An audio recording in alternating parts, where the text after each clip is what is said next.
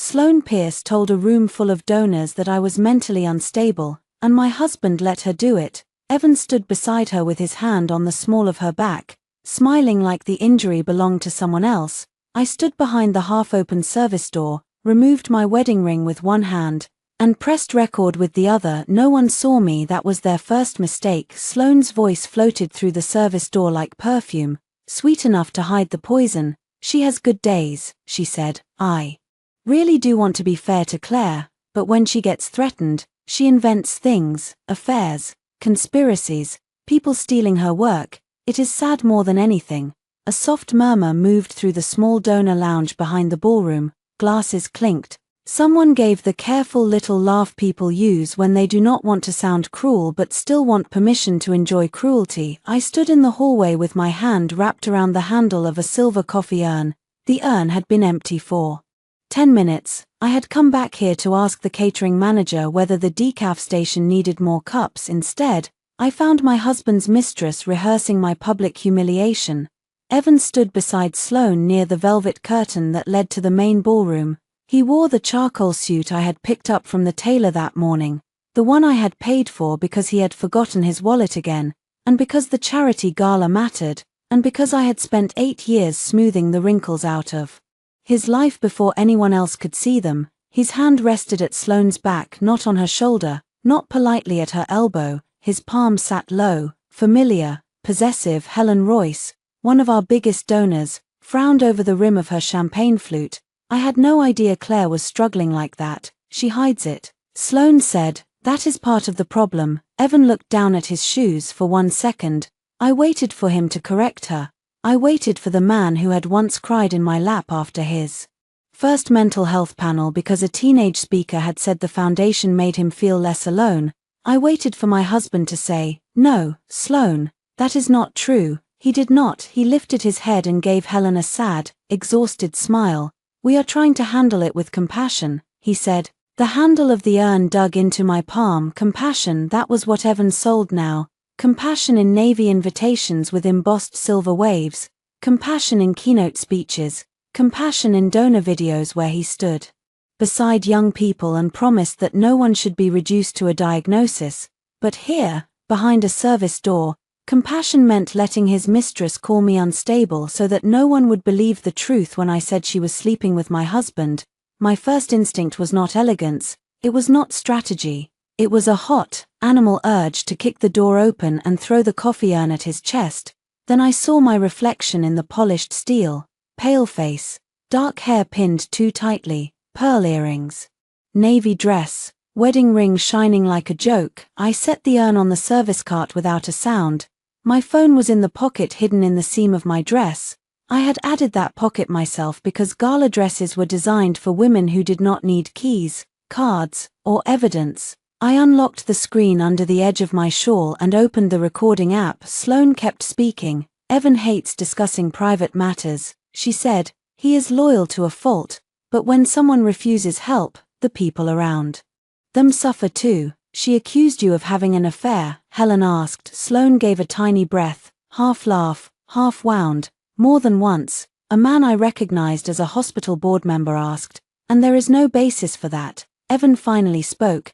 There is no relationship between Sloane and me that Claire needs to fear. The sentence was careful, too careful. He did not say there was no affair. He did not say he was faithful. He did not say he loved his wife. He said there was no relationship I needed to fear, as if my pain were a misunderstanding, as if betrayal only counted if it had permission to hurt me. Sloane touched his sleeve. He let her. My finger tightened over the phone. The red recording line moved steadily. Helen sighed.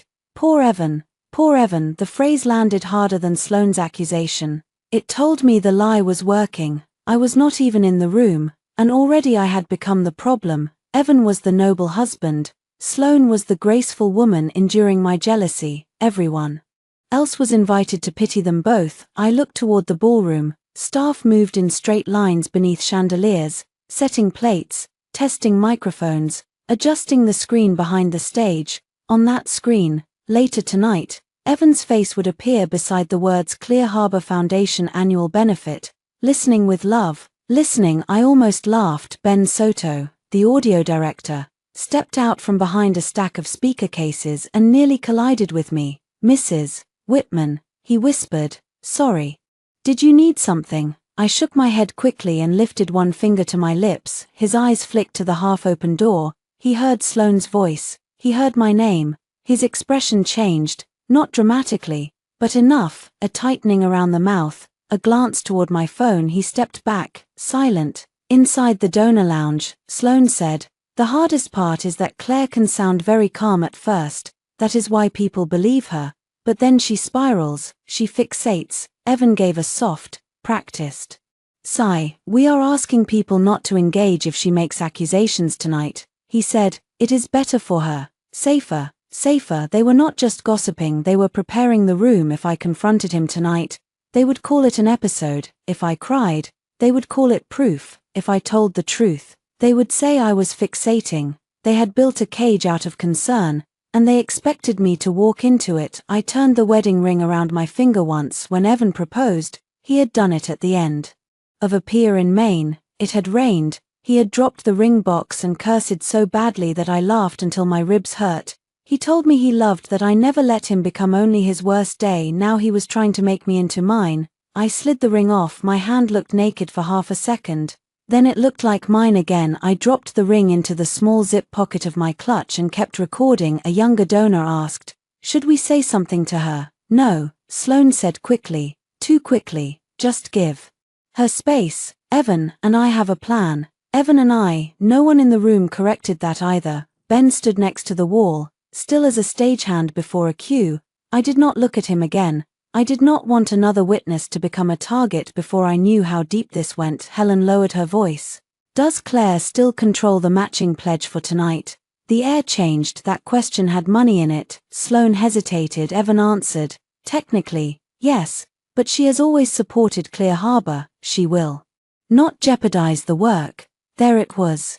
Not love, not trust. Use. I had funded the first 2 years of Clear Harbor from the account my grandmother left me. I had introduced Evan to donors from my old consulting life. I had built the brand story he now wore like a saint's robe. Every year, he thanked me from the stage in one sentence and then spent 20 minutes telling people how he had turned pain into purpose. I had believed in the purpose. That was the most humiliating part. I had believed. Sloane said, "Once the benefit is finished, we can handle the rest privately." "What does that mean?" Helen asked. Evan's voice lowered.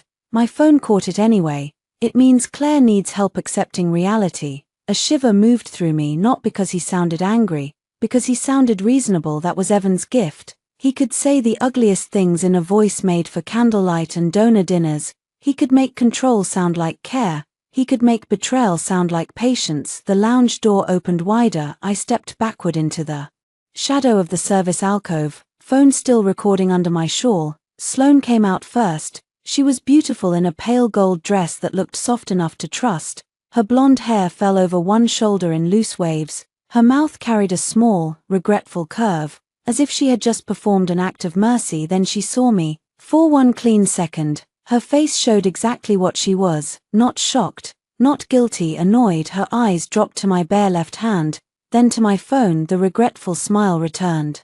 "Claire," she said warmly, "there you are. We were just talking about you." Evan stepped out behind her. His gaze went to my hand too. Something sharp moved through his expression and vanished.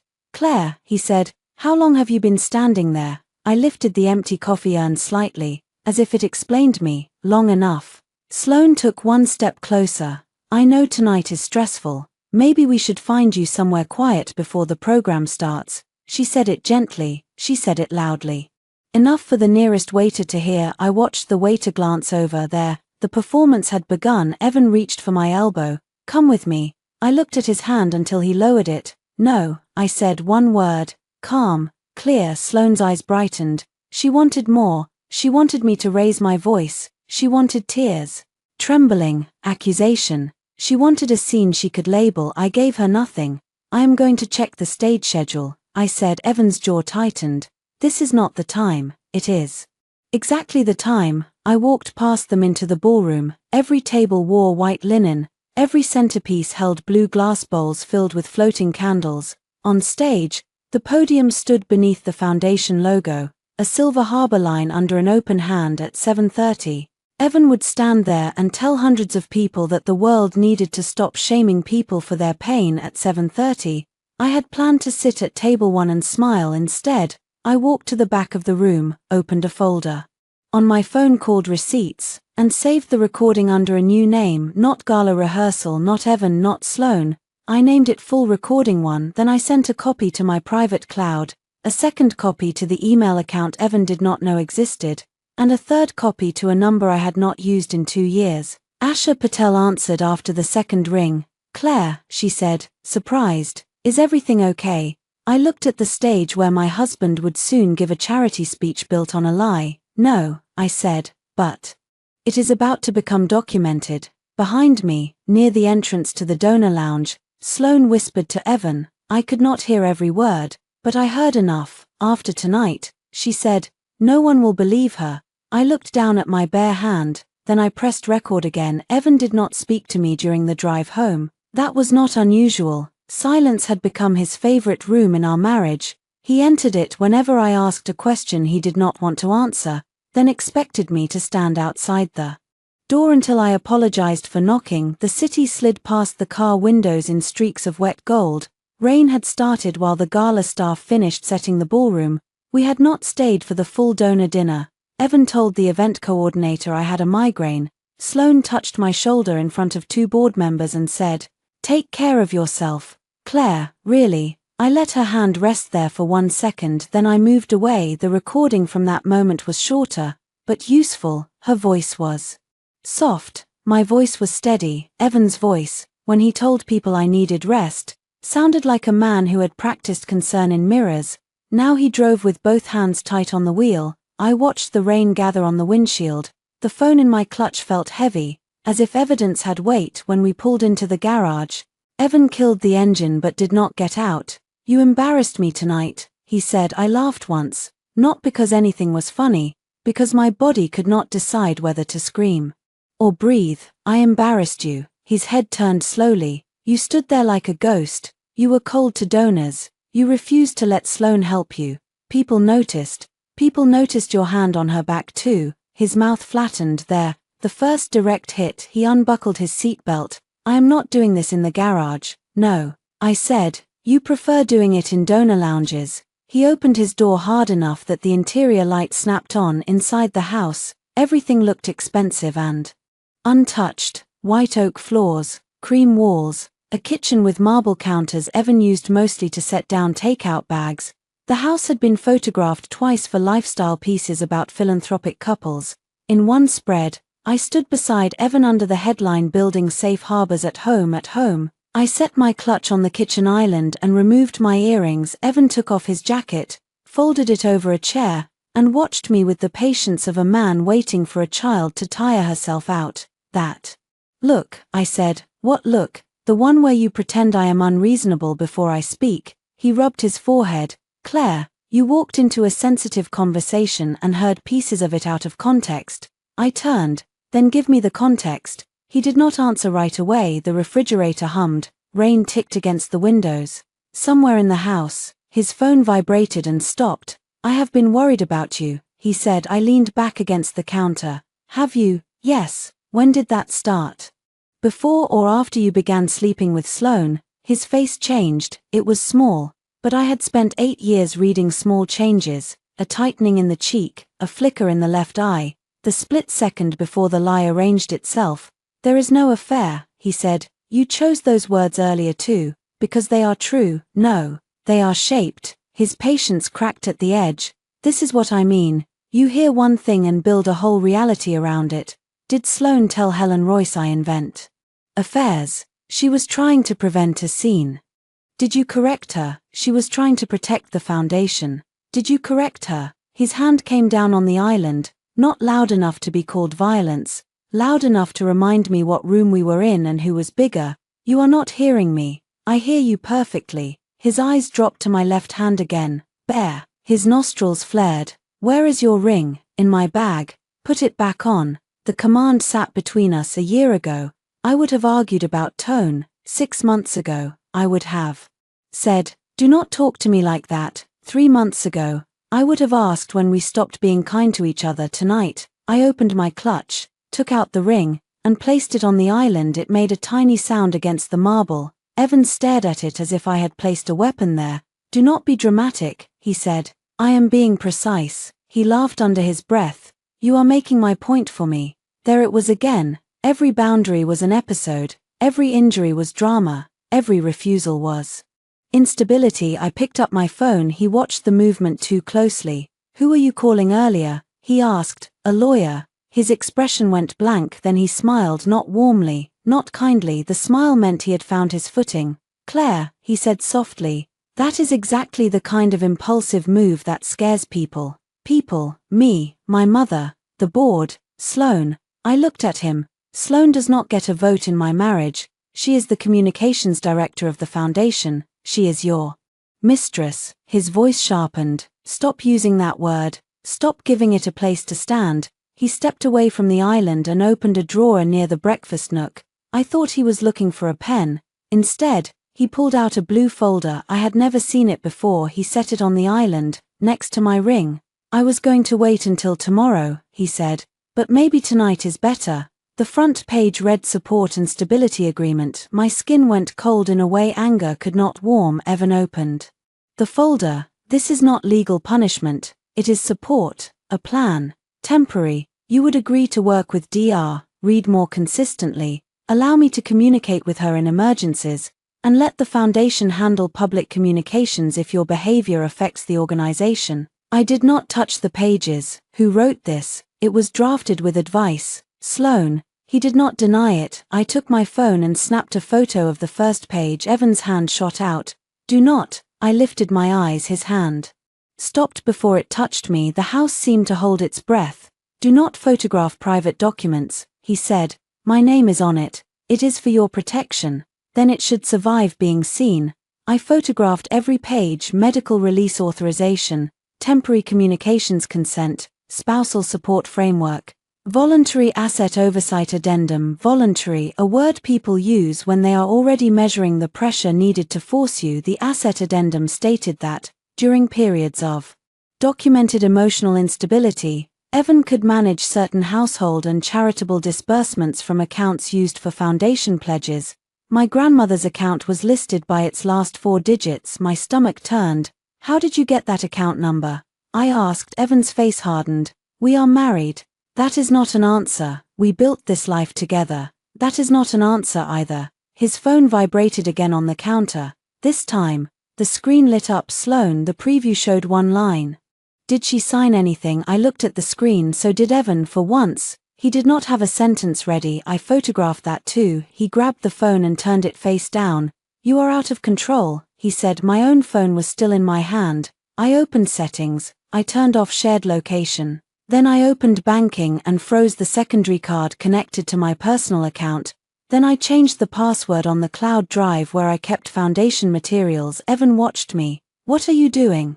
Accepting reality. Claire. I looked up. I have let you use that word on me for too long, I said. Unstable, sensitive, jealous, dramatic, difficult. I kept thinking if I stayed calm enough, you would remember I was your wife. Something moved in his face then. Not remorse, fear. Good, I do remember, he said, lowering his voice. That is why I am trying to keep this from becoming ugly. It became ugly when you let another woman diagnose me to donors. She did not diagnose you, she prepared them not to believe me. His jaw worked. I sent the photos to Asher. Evan's voice dropped further. Do not make an enemy of me. That sentence landed like a signature, not a husband pleading, not a partner hurting, a man warning the asset that she had become inconvenient. I picked up my ring from the island and put it back in my clutch instead of on my finger. I am not making you anything, I said. You are introducing yourself. He stared at me for a long moment, then he walked out of the kitchen. I heard his office door close. A minute later, a low murmur began behind it, his voice, then a pause, then Sloane's faint laugh through the wall. He had not even waited until I went upstairs. I stood in the kitchen beneath the lights chosen for a magazine shoot and opened my recording app again. I walked quietly down the hall. The office door was not fully closed, Evan said. She did not sign. Sloane answered. Then we move faster. I stopped breathing, Evan said. The gala is in 3 days.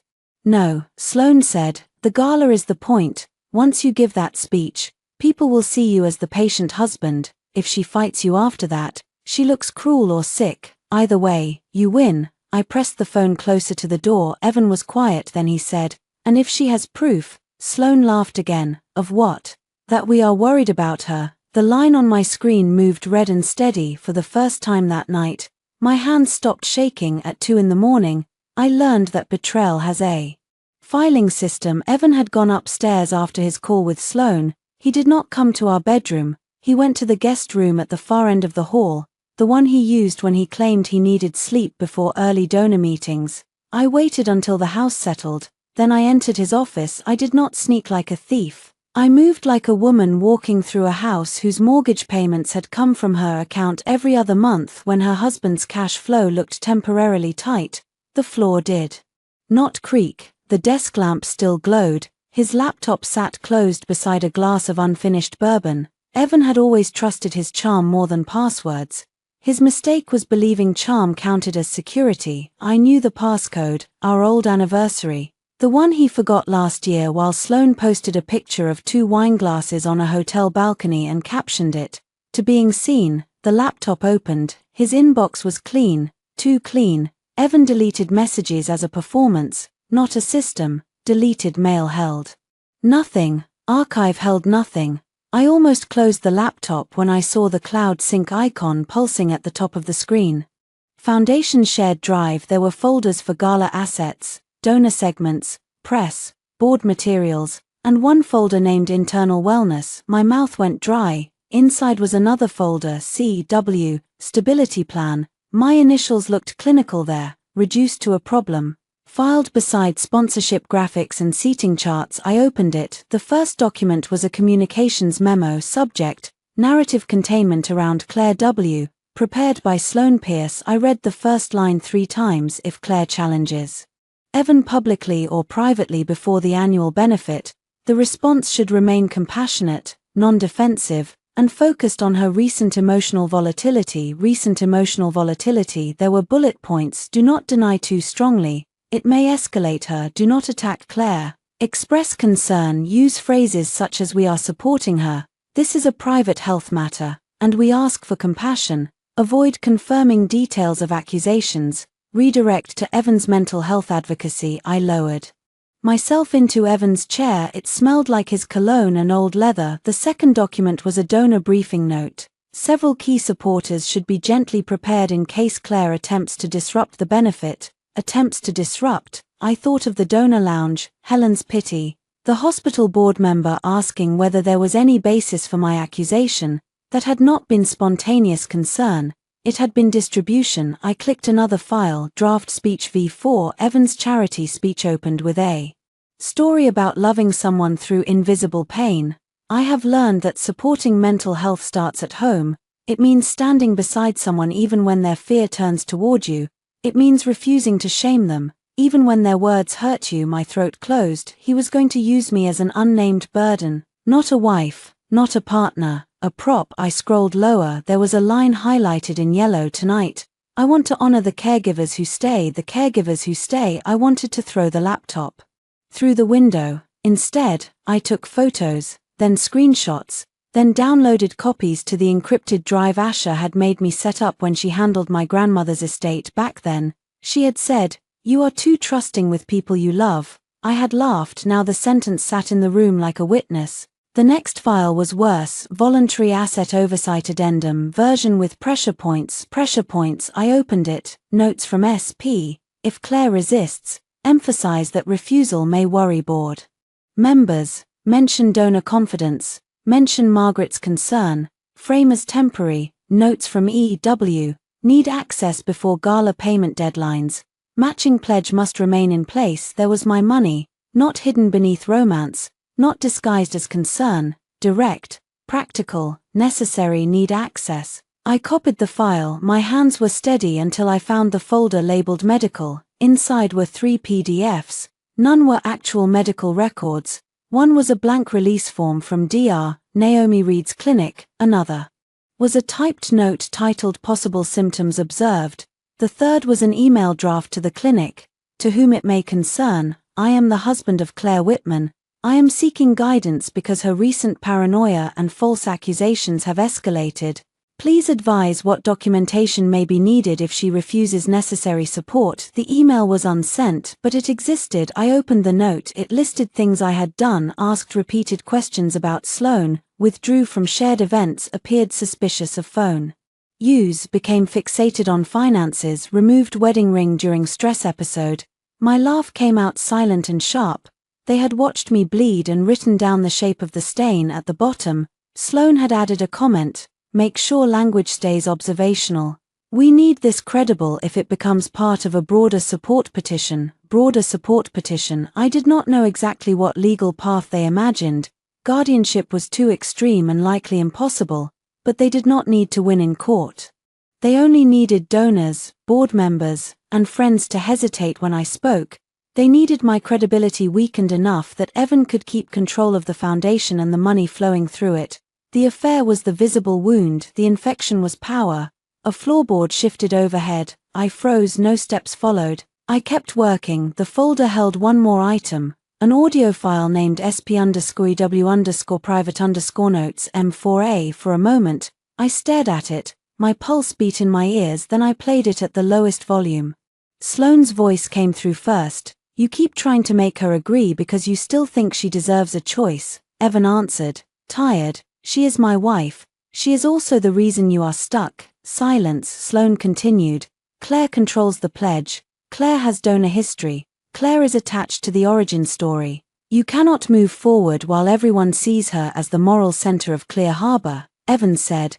Do not call her that. It is true. You built the face. She built the trust. If she turns on you, people will wonder why. My breath caught, not because Sloane hated me, because she understood the foundation better than Evan did. Evan muttered, she will not turn on me. Sloane laughed softly, because you taught her not to. A long pause, then Evan said, what do you want me to do? Sloane's answer was calm. Let me make her unreliable before she makes you guilty. I stopped the audio. The room tilted for a second. There it was, not implied, not hidden in polite language, the core of it. Make her unreliable before she makes you guilty. I saved the file, then I opened Evan's sent messages through the cloud archive linked to the foundation account. This time, I searched my own name, Claire, hundreds of results. Most were ordinary, seating confirmations, old speeches, tax receipts. Then I found an email from Evan to Sloane dated 6 months earlier. Subject, Claire issue. Sloane, do not push too hard yet. She still signs off on the Royce match and the youth clinic grant. If she feels cornered before the gala cycle, she may freeze funds out of spite. We need her calm until then. Out of spite. 6 months. For 6 months. While I asked Evan whether we could try counseling, whether he wanted to take a weekend away, whether he still saw me when he looked across the table, he had been calculating how calm I needed to remain for my money to stay useful. I forwarded the email to myself, then I searched for Sloane's name in his personal calendar. Hotel names appeared, lunches, strategy sessions, one recurring appointment labeled CP, review CP. I clicked one, location, the Larkspur Hotel. Notes, use side entrance. My mouth went dry again. I took screenshots until my phone warned me about storage. Then I uploaded everything at 3:15. I heard footsteps in the hallway. I closed the folder but left the laptop awake. Exactly as I found it, I picked up the empty bourbon glass and moved toward the office door as if I had come to collect it. Evan appeared in the hall wearing a gray t-shirt and sweatpants. His hair was messy. He looked younger in the dim light. For one painful second, I saw the man who used to fall asleep on my shoulder during late train rides.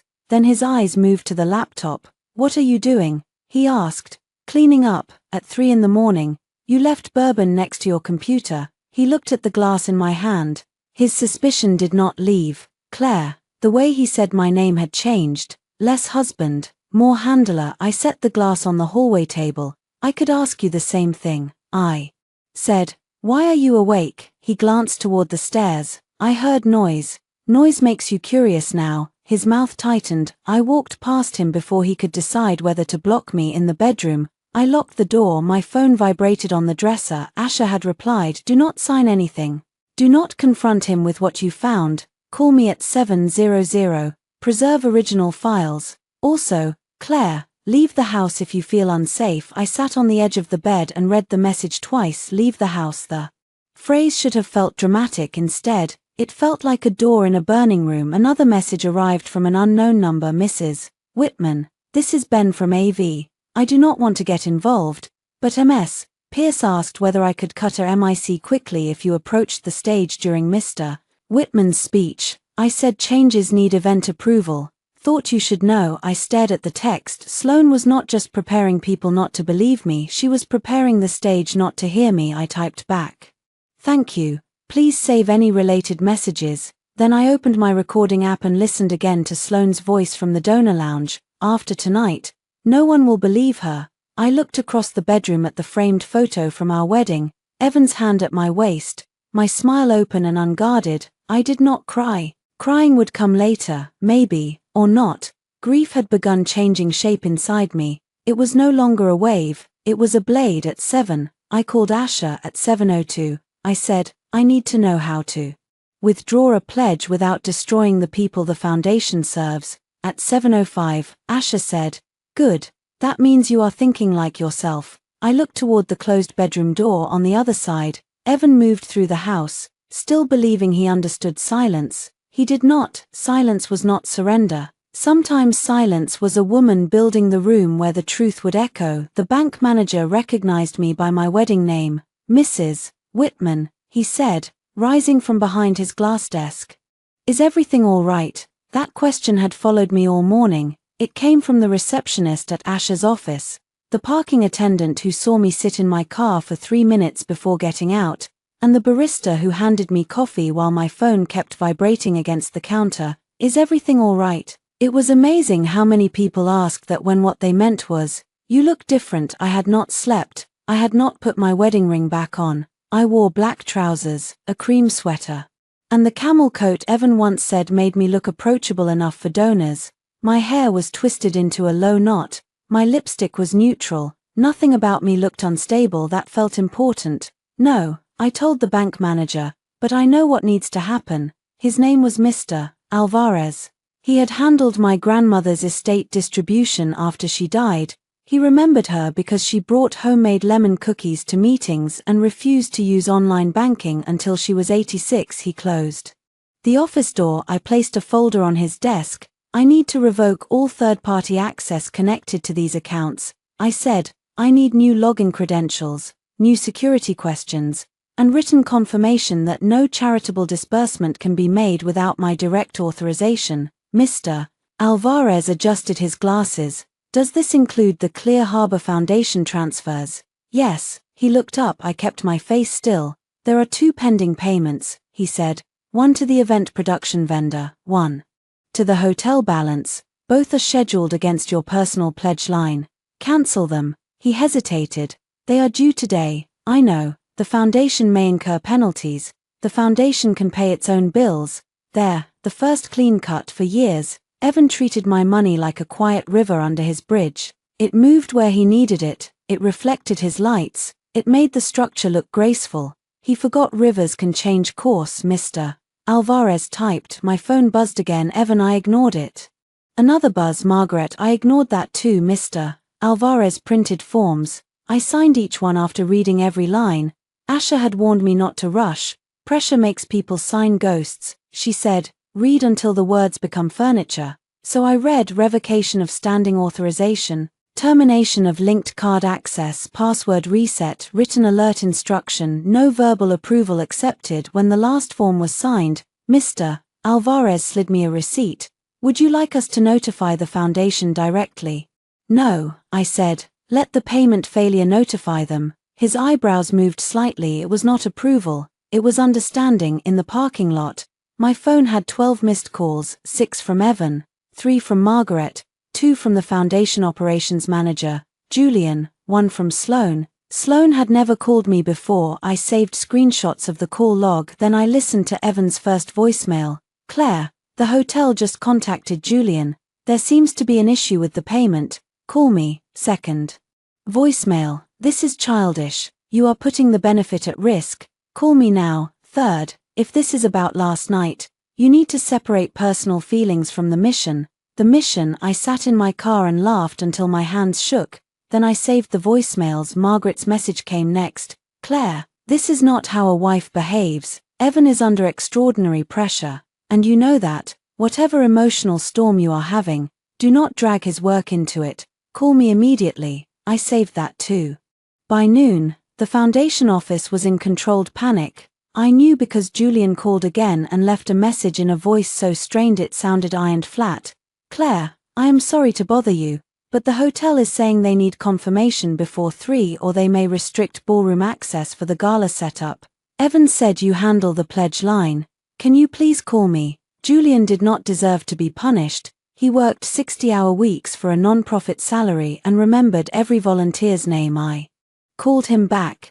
Claire, he said, relief rushing through the line. Thank God. Julian, I need you to listen carefully. I am not cancelling support for Clear Harbor's programs. I am suspending personal payment coverage for the gala until the board confirms, in writing, who authorized expenses against my personal pledge line. A pause. I do not understand. I know. Evan said this was a routine pledge draw. Did you receive written approval from me? Another pause. No, Sloane said Evan had. Your approval. Of course she did. Please forward me that message. I do not want to get in the middle of anything. You are already in the middle of foundation compliance. Forward the message to the board treasurer too. His breathing changed. Is something wrong? I looked through the windshield at the bank entrance. A woman in a red coat held the door open for an elderly man. Such an ordinary thing. Kindness without audience. Yes, I said, and I am trying to keep the wrong people from paying for it. Julian forwarded the message within 5 minutes. Sloane had written, Evan confirmed Claire approved use of her pledge line for remaining gala balances. Please proceed. She is overwhelmed this week. So root questions through me. She is overwhelmed this week. A tidy little brick in their wall. I sent the email to Asher, then I wrote one of my own, to Julian, the board treasurer, and the finance committee for clarity. I did not authorize any additional gala expenses to be paid through my personal pledge line, effective immediately. All disbursements connected to my individual accounts require written approval directly from me. No approval may be routed through Evan Whitman, Sloane Pierce, or any foundation employee. I read it twice.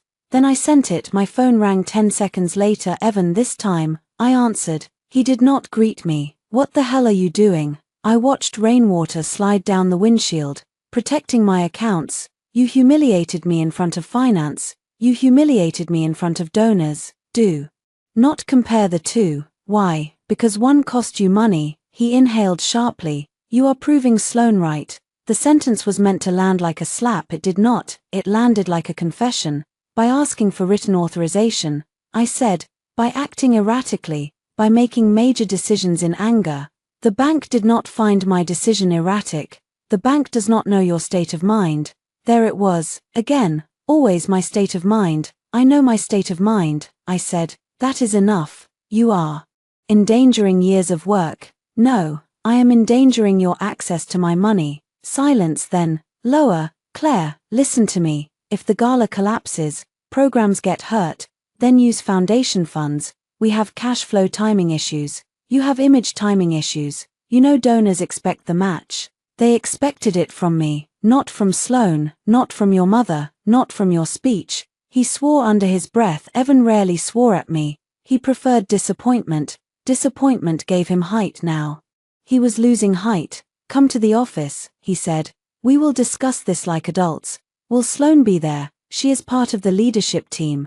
Then no, you do not get to dictate foundation operations because you are jealous. I looked at the phone for a moment. I imagined telling him about the folder, the audio file, the donor memo. I imagined the shock in his silence. Asher's warning stopped me. Do not confront him with what you found, so I said, send me a board request in writing. Claire, I am hanging up now. You will regret this. No, I said, I am starting to regret less. I ended the call by 3 o'clock. The hotel had received payment from a foundation reserve account Evan hated touching because it made the year-end numbers less impressive. By 4, Helen Royce emailed the board treasurer asking why her name had been used in a discussion about managing Claire. By 5, Sloane sent me a text. You are hurting people who depend on Evan because you cannot control your feelings. Please get help before this becomes public. I stared at the message, then I typed back, which part are you afraid will become public? The typing bubble appeared, disappeared, appeared again. No reply came. That was her first mistake in writing. At 6:30, I returned to the house. Evan's car was in the driveway. Margaret's black sedan sat behind it. Family pressure had arrived. I parked at the curb instead of in the garage. I took one breath, then another. I turned on my phone recorder.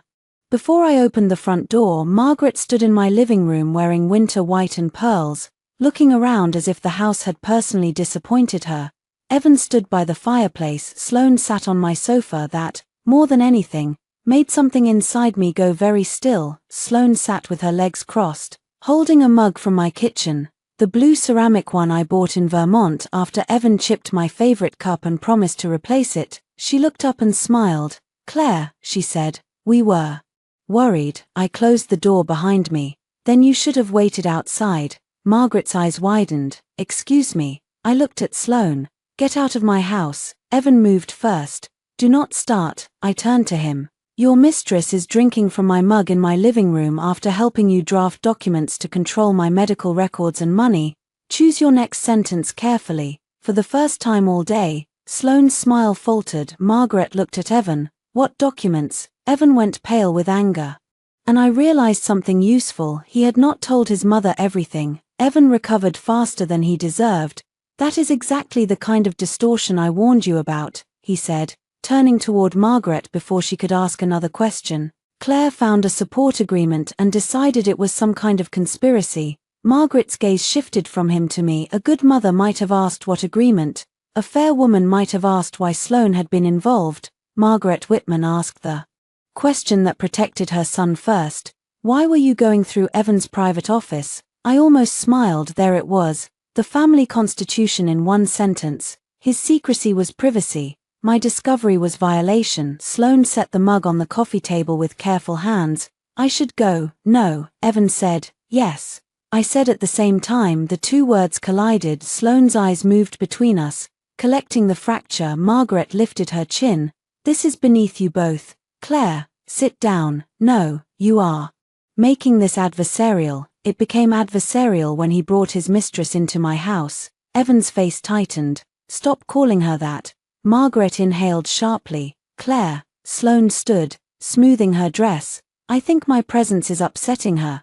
I looked at her. "Your presence is not upsetting me. Your performance is boring me." For one bright second, the mask slipped. Her eyes went cold. Then Evan stepped toward me. "Enough." I did not move back. The room held 5 years of magazine photos, holiday cards, donor brunches, staged warmth. It had never held the truth this openly before. Margaret pressed her fingers to her temple.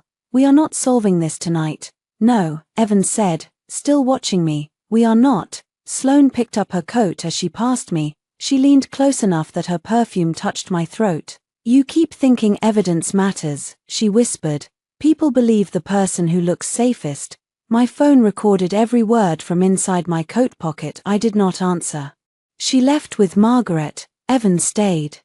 We stood in the living room while their cars started outside. "You crossed a line," he said. Sloane crossed my threshold. "I asked her here because I needed a witness." "To what?" "To your behavior." The word was almost funny now. Behavior. A woman objecting to her husband's mistress in her home was not a wife with a boundary. She was behavior. I walked to the coffee table and picked up the mug Sloane had used. I carried it to the kitchen and placed it in the sink. Evan followed.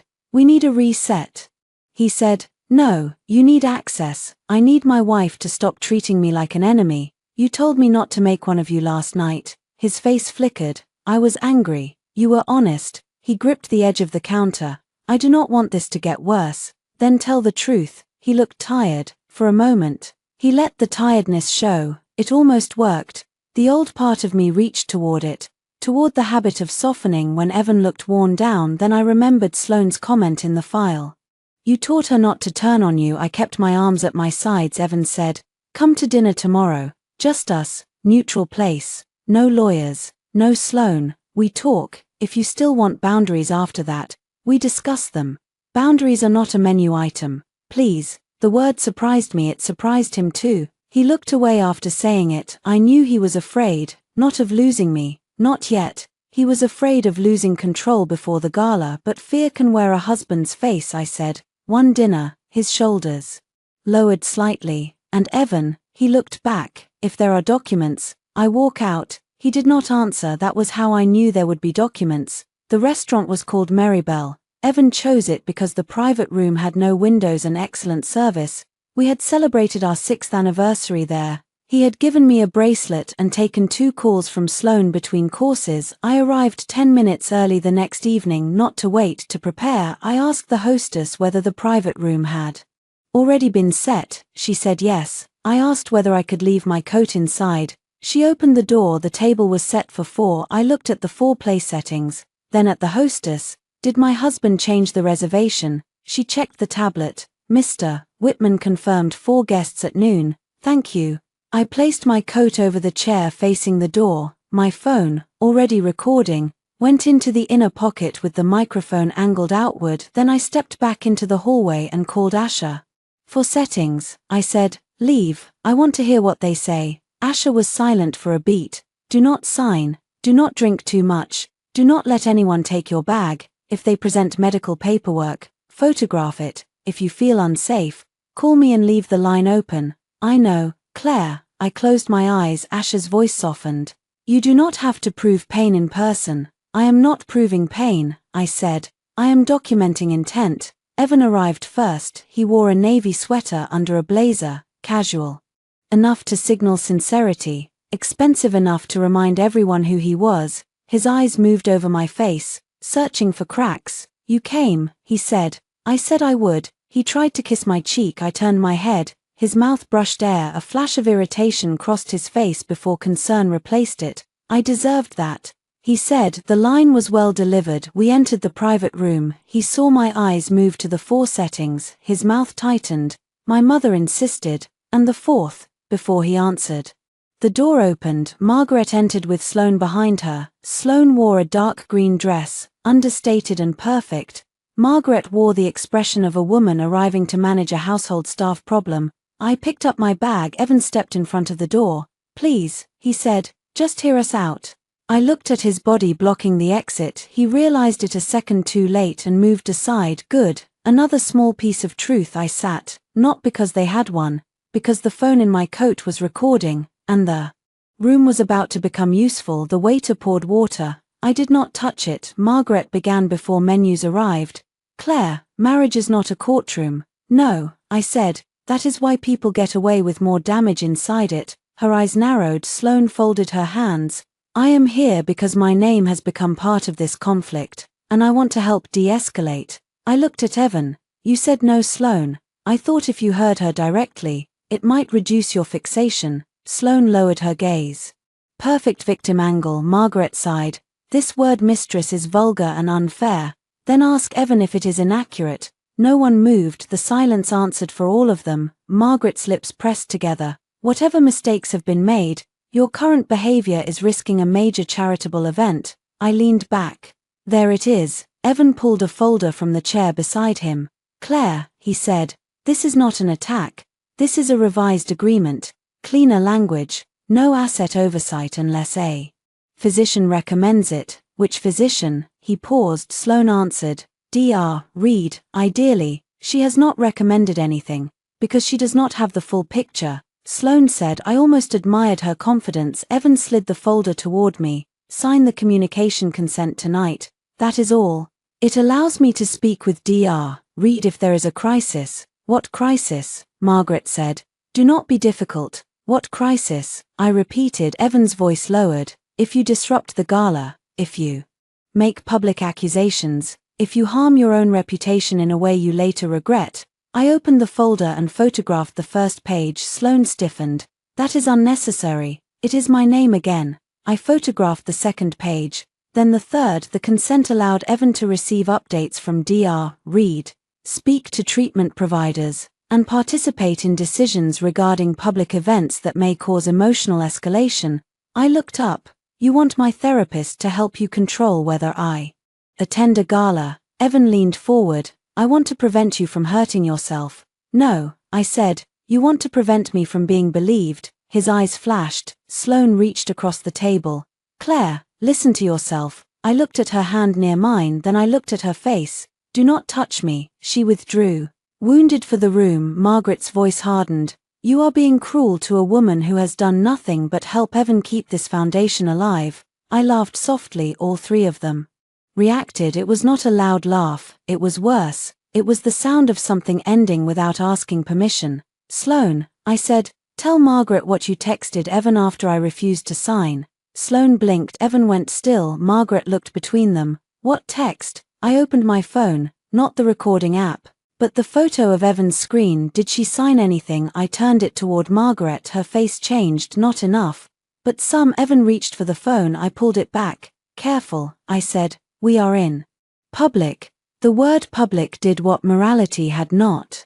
He stopped. Sloane said, that was about paperwork for the foundation. Then why did you send it to my husband's personal phone while standing in my house? Her mouth opened. No answer came. The waiter knocked and entered with bread. All four of us sat in silence while he placed the basket between the folder and the untouched water glasses. When he left, Evan said, you are making everything sound sinister. I am repeating what happened. You are interpreting. You hate that I learned the difference. His face tightened again. Margaret picked up the folder and pushed it toward me. Sign the limited consent, she said. Show good faith. Evan can make a statement that you are resting and under care. The gala proceeds. Then the two of you can handle your private problems. My private problem is sitting at this table. Sloane's voice sharpened. You think humiliating me will make him love you again? There it was. Not foundation, not concern, not de-escalation. Him. Evan closed his eyes. Briefly, Margaret stared at Sloane. I let the silence stretch until Sloane realized what she had revealed. Then I stood. Evan stood too. Claire, I picked up the folder. For my lawyer, I said. You cannot take that. Sloane said, it has my name on it. Margaret rose. This is enough. Yes, I said, it is. I walked to the door. Evan followed me into the hallway. Do not do this, he said. I turned. Do what? Turn everyone against me. I looked at the man who had let his mistress tell donors I was unstable, the man who had drafted agreements to access my medical records and money, the man who still believed the real danger was not what he had done, but who might find out. I am not turning anyone, I said. I am letting them face the direction you chose. His mouth parted, but no words came behind him. Sloane stepped into the hallway. Her eyes were bright with anger. You are going to lose, she said quietly. Women like you always think truth saves you. It does not. Control does. I glanced at my coat, where the phone still recorded from the private room chair. Then I looked back at her. Say that again, I said. She smiled. I do not need to. She was wrong. She already had Dr. Naomi Reed's office had a blue couch, 2 gray chairs, and a small wooden table with a ceramic bowl of smooth stones in the center. I used to choose one stone at the beginning of each session because she said holding something cool could help when difficult conversations became too large for the body. That morning, I did not take a stone. I brought a folder instead. Dr. Reed looked at my bare left hand, then at the folder, then back at my face. Claire, she said, what happened? I appreciated that she asked what happened, not what did you do. I placed the support and stability agreement on the table. My husband wants access to speak with you in a crisis, I said. The crisis appears to be me telling people he is having an affair with the woman who helped draft this. Dr. Reed read the first page. Her expression did not change much. Good therapists do not perform shock for their patients, but her eyes sharpened. Did you sign this? No. Good. The word came faster than professional caution. She turned the page. This language is inappropriate. That is one word. It is the word I can use before coffee. I almost smiled. Dr. Reed had worked with me for 11 months. I began seeing her after my father died and Evan missed the funeral reception because Sloane had a PR emergency in Chicago. Back then, I told myself the pain was grief and stress and mismatched schedules.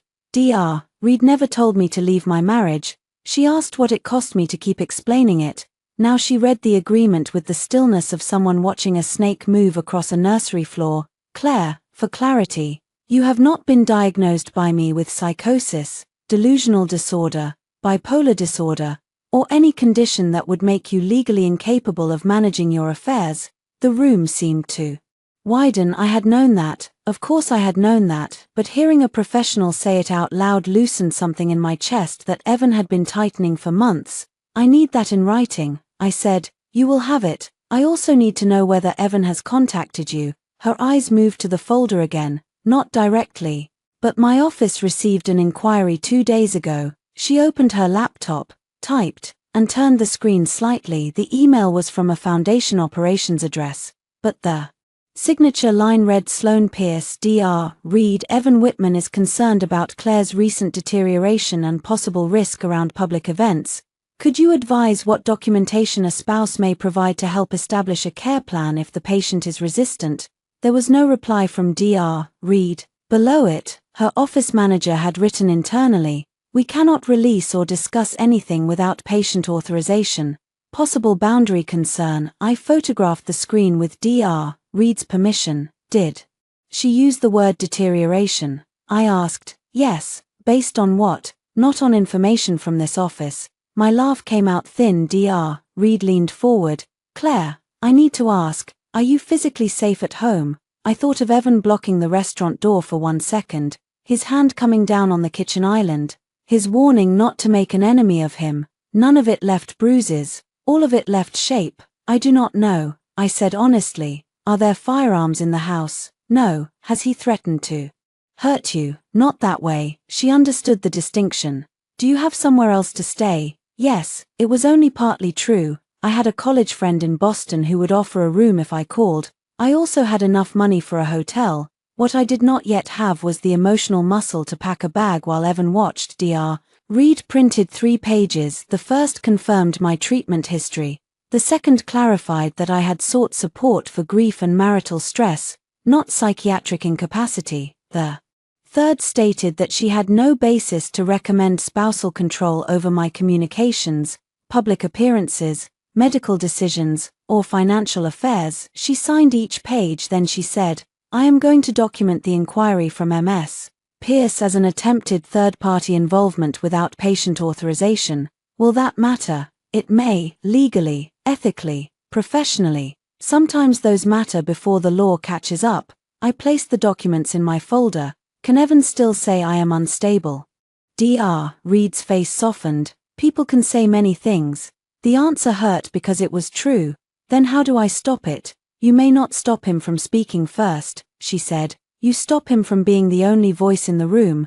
That sentence stayed with me all the way to Asher's office. Asher worked on the 22nd floor of a building with no inspirational art. Her conference room had glass walls, black chairs, and a view of the river. She dressed like every sentence she spoke could be stapled to a legal filing. She read Dr. Reed's letters, the dinner agreement, the donor lounge transcript I had typed from the audio, the Sloan text, the payment authorization emails, and the CW stability plan screenshots for 20 minutes. She said nothing except, next page. At the end, she removed her glasses. Claire, I am going to be blunt, please. This is not a husband making clumsy mistakes during an affair. This is reputational containment tied to financial control. I nodded. Hearing it from her did not surprise me. It did make the room colder. Asher tapped the medical release. They want 3 things. First, to make you look unreliable if you accuse them. Second, to preserve Evan's public image before the gala. Third, to keep your money accessible long enough to get through this fundraising cycle. And after, if the narrative holds, they can pressure you into a quiet separation where you look unstable and vindictive if you fight the terms. I looked out at the river. Cars moved across the bridge, tiny and certain. I feel stupid, I said. Asher's voice cut through that immediately. No, I turned back. No, she repeated. Do not do their work for them. Trust is not stupidity. Betrayal is not intelligence. I swallowed. She began making a list on a yellow legal pad. Here is what we do now. You do not return to the house alone. You preserve all original recordings. You send a written notice revoking any implied authorization for Evan or Sloan to speak on your behalf. You request board review of unauthorized use of your pledge line. You prepare divorce filings, but we choose timing carefully. After the gala, that depends. On what? On whether you want a private exit or a public correction.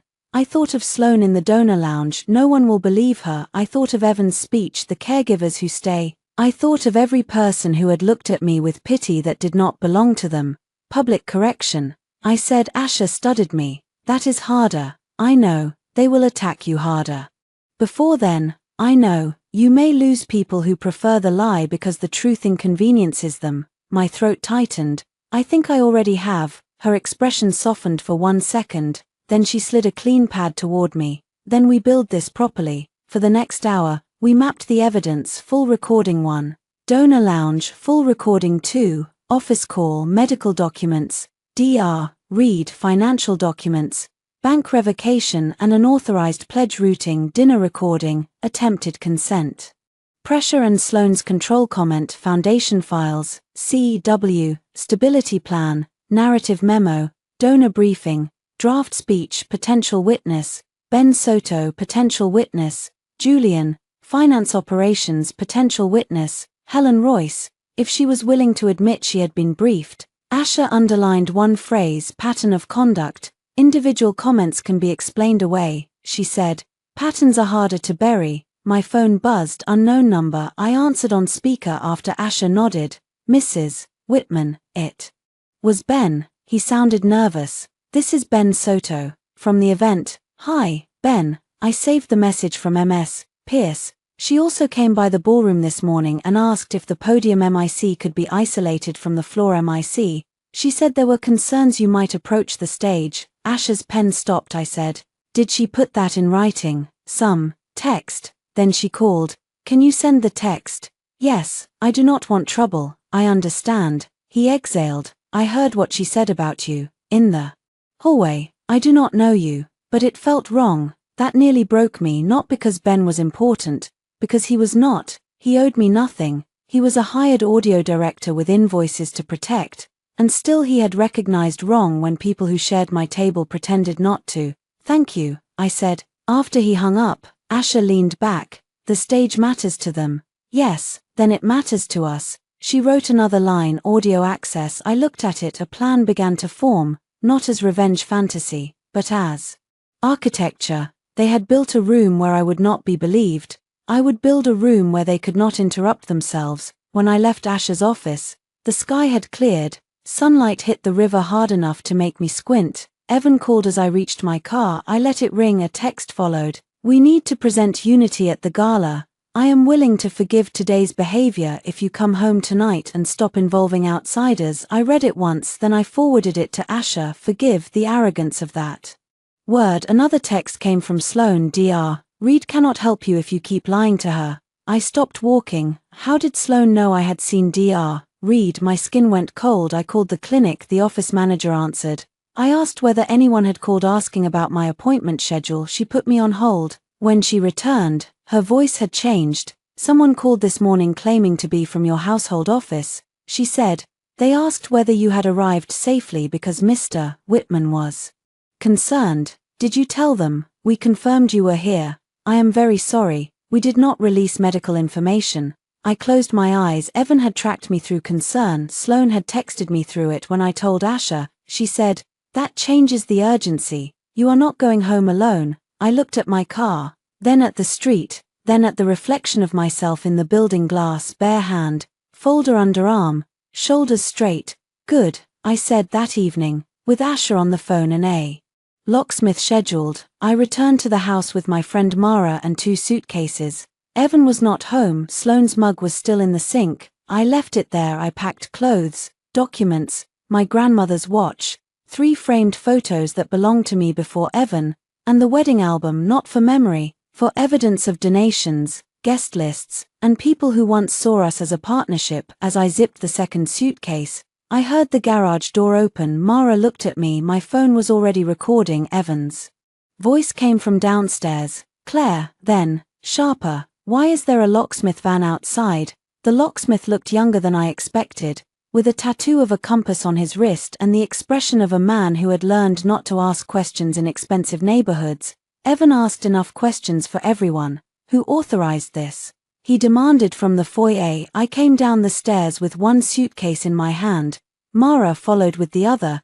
She was 5'2", wore red glasses, and had the emotional softness of a thrown brick. I said. Evan stared at the suitcase, then at Mara. What is this? A boundary with wheels, Mara said, his eyes cut to her. This is a marital matter. It became a safety matter when you tried to access her therapist through a fake household call, she said for once. Evan looked genuinely startled. Good. He had not expected me to tell anyone that fast. He recovered and turned to me. You are escalating this beyond repair. You already did. The locksmith cleared his throat. I can rekey the side entrance and interior office lock if you confirm residency and ownership. Evan's face darkened. This is my house. I opened the folder in my hand and removed a copy of the deed. Our house, I said, joint title, and I am not locking you out. I am securing my office and the side entrance after unauthorized people entered while I was not present. Sloane came because I invited her. Exactly. Mara made a small sound that might have been a laugh. Evan looked at the locksmith. Do not touch anything. The locksmith looked at me. I looked at Evan. If you stop him, I call Asher and we file for exclusive use today. His jaw tightened. He believed lawyers were threats other people used. Hearing one attached to my mouth still unsettled him. He stepped back. The locksmith went to work. Evan followed me into the kitchen. Mara stayed in the doorway, arms folded. You are humiliating me in front of strangers, Evan said. I learned from professionals. His face flushed. Claire, I am trying very hard not to say things I cannot take back. You already saved them in a folder. That hit. His eyes sharpened. What folder? I opened the refrigerator and took out the small glass container of soup I had made 2 nights before the donor lounge. I had cooked because Evan said he was too busy to eat real food. He never touched it. I threw it away. What folder? He repeated. I rinsed the container.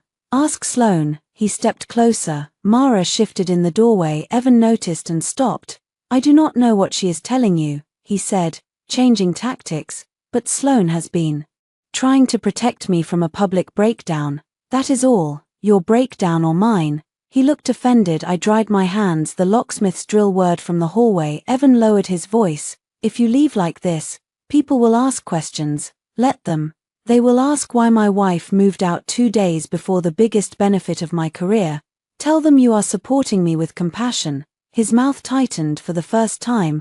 I saw how much he hated having his own language returned to him. My phone buzzed. Sloane, not a call, a text. I hope you are not making another impulsive choice. Evan needs stability right now. I showed the screen to Evan.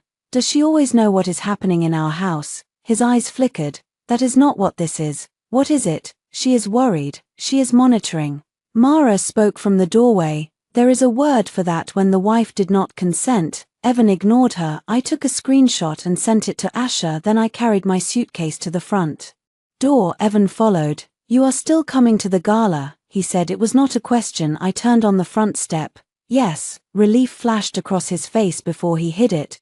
But not as your wife prop, I said.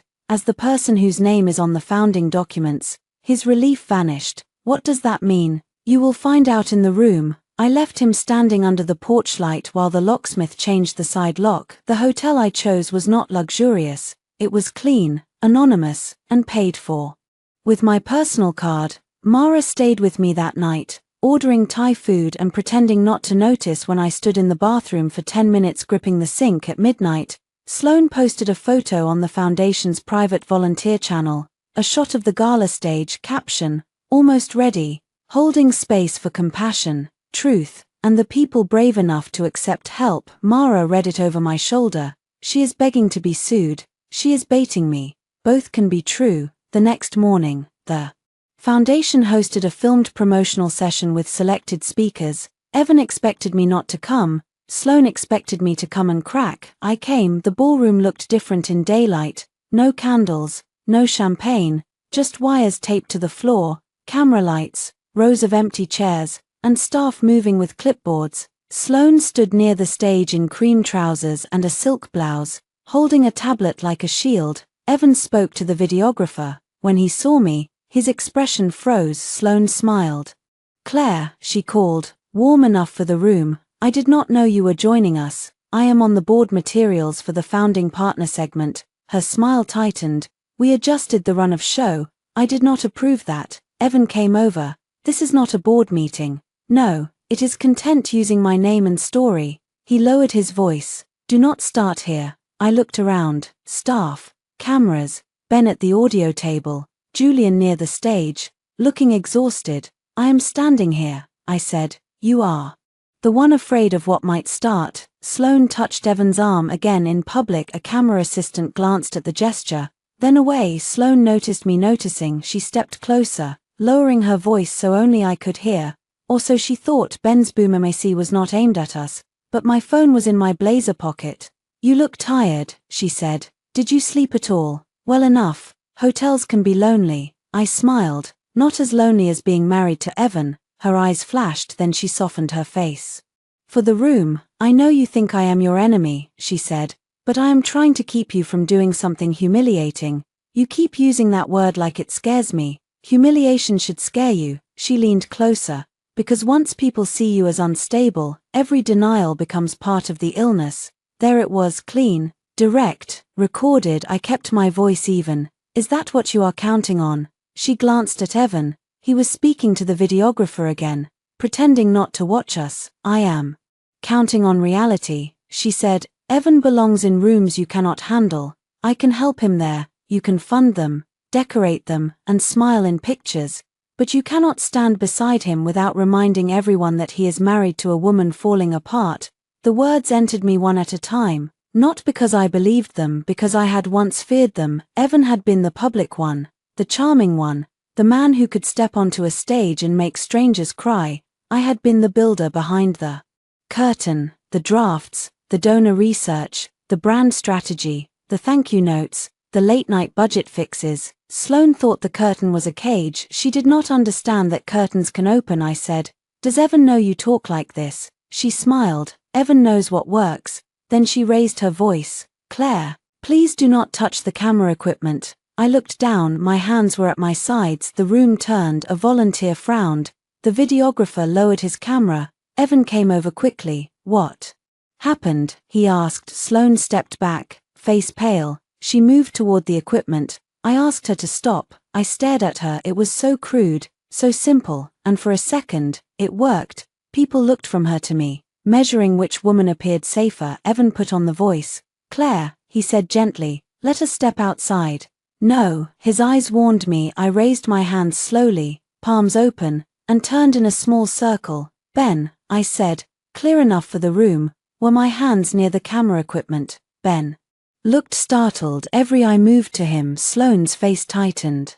Ben swallowed. "No, you did not touch anything." The room shifted, not dramatically, but enough. A camera assistant looked at Sloane. Julian looked at the floor. Evan looked at Ben as if he had betrayed a king. I said, "Thank you." Sloane laughed lightly. "This is absurd." I said. She moved toward it. "You said I touched it." I said, "Please do not touch it." Because you wanted everyone to think I had. Her mouth opened. No sound came. Evan stepped between us. "Enough. Claire, leave." I looked at him. "No." He blinked. "This is a scheduled foundation shoot," he said. "You are disrupting staff. I am a founding donor and board advisor. I am staying for the segment where my name appears." Sloane recovered. "Your segment was removed." "By whom?" Silence. I looked at Julian. He looked miserable. Sloane said Evan approved it. He said quietly. Evan's face went hard. "There, another small cost. Not enough to break anything. Enough to crack the polish." I turned to the videographer. "Please continue. I will wait by the back wall." No one moved until Evan nodded once. The shoot resumed. But the room had changed. Sloane no longer floated through it untouched. Ben avoided her eyes. Julian stopped taking instructions from her without writing them down. A production assistant whispered to another behind a clipboard. It was not victory, it was oxygen. During lunch break, I stood near the loading dock with coffee I did not want. Ben approached carefully. "I am sorry," he said, "for telling the truth. For not saying something sooner." I looked at him. He held out his phone. "She texted me before you got here." The message read, "If Claire approaches any technical equipment, document it. We may need incident support." Incident support. Sloane had planned my breakdown before I arrived. "Send it to me," I said. "I already did, thank you." He nodded and walked away. I watched trucks move in the alley behind the hotel. The city smelled like rain, exhaust, and kitchen steam. My phone buzzed. Evan, where are you? I turned. He stood at the end of the loading dock, phone in hand, looking at me like I had become a problem he could no longer delegate. What do you have? He asked. I slipped my phone into my pocket. What do you mean? His eyes moved to Ben's retreating back. You are collecting people. No, I said. People are noticing. He stepped closer. You do not want a war with me. I felt the old fear rise. Then I felt something stronger behind it. I did not want a war at all, I said. I wanted a husband who did not let his mistress call me unstable. His jaw tightened. She is not my mistress. I looked past him. Sloane stood inside the service hallway, watching us. Then why does she look so afraid of losing? Evan turned. Sloane disappeared. The Clear Harbor boardroom had glass walls and a table long enough to make disagreement feel official. I had chosen that table, not the exact table, maybe, but the idea of it, 8 years earlier, when Clear Harbor was still 3 people in a borrowed office. Evan wanted mismatched furniture and soft lighting because he thought it made the work feel human.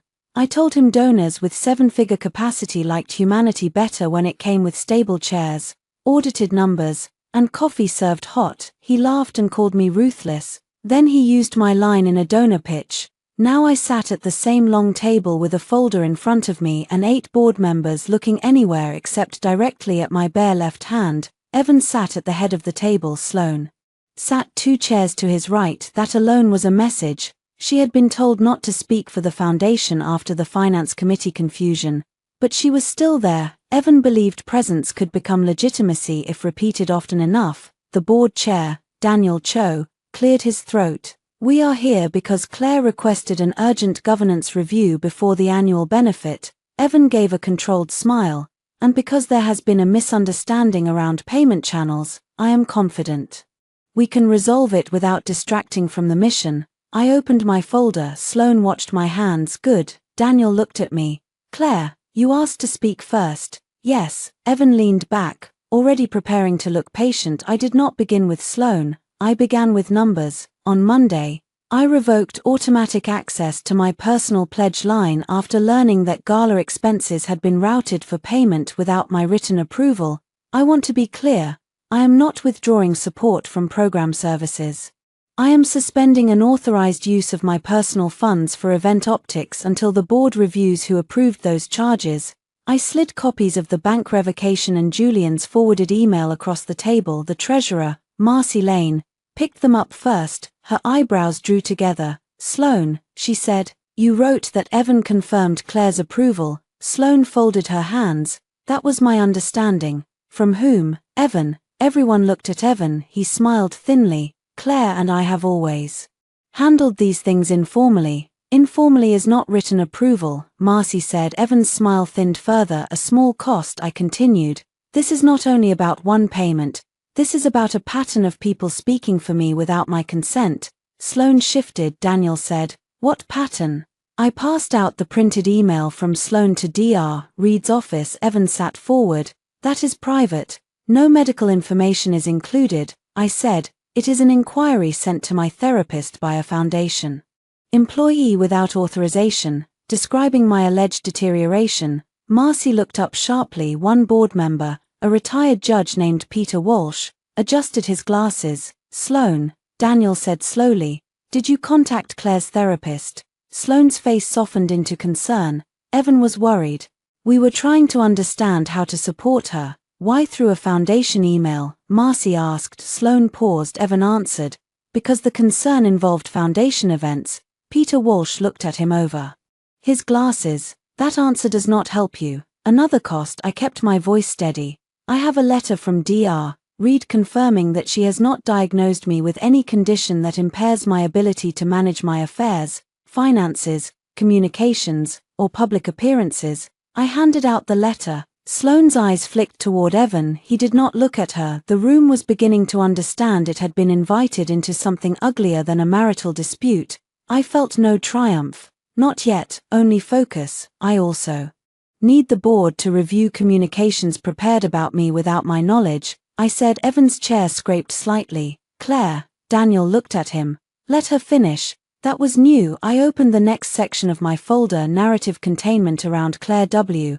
I did not distribute the full document. Asher had advised restraint, give enough to prove the pattern, hold enough to survive the counterattack. I handed out the first page. Silence spread as people read. Sloane's face went still. Evan's voice turned dangerous. Where did you get that?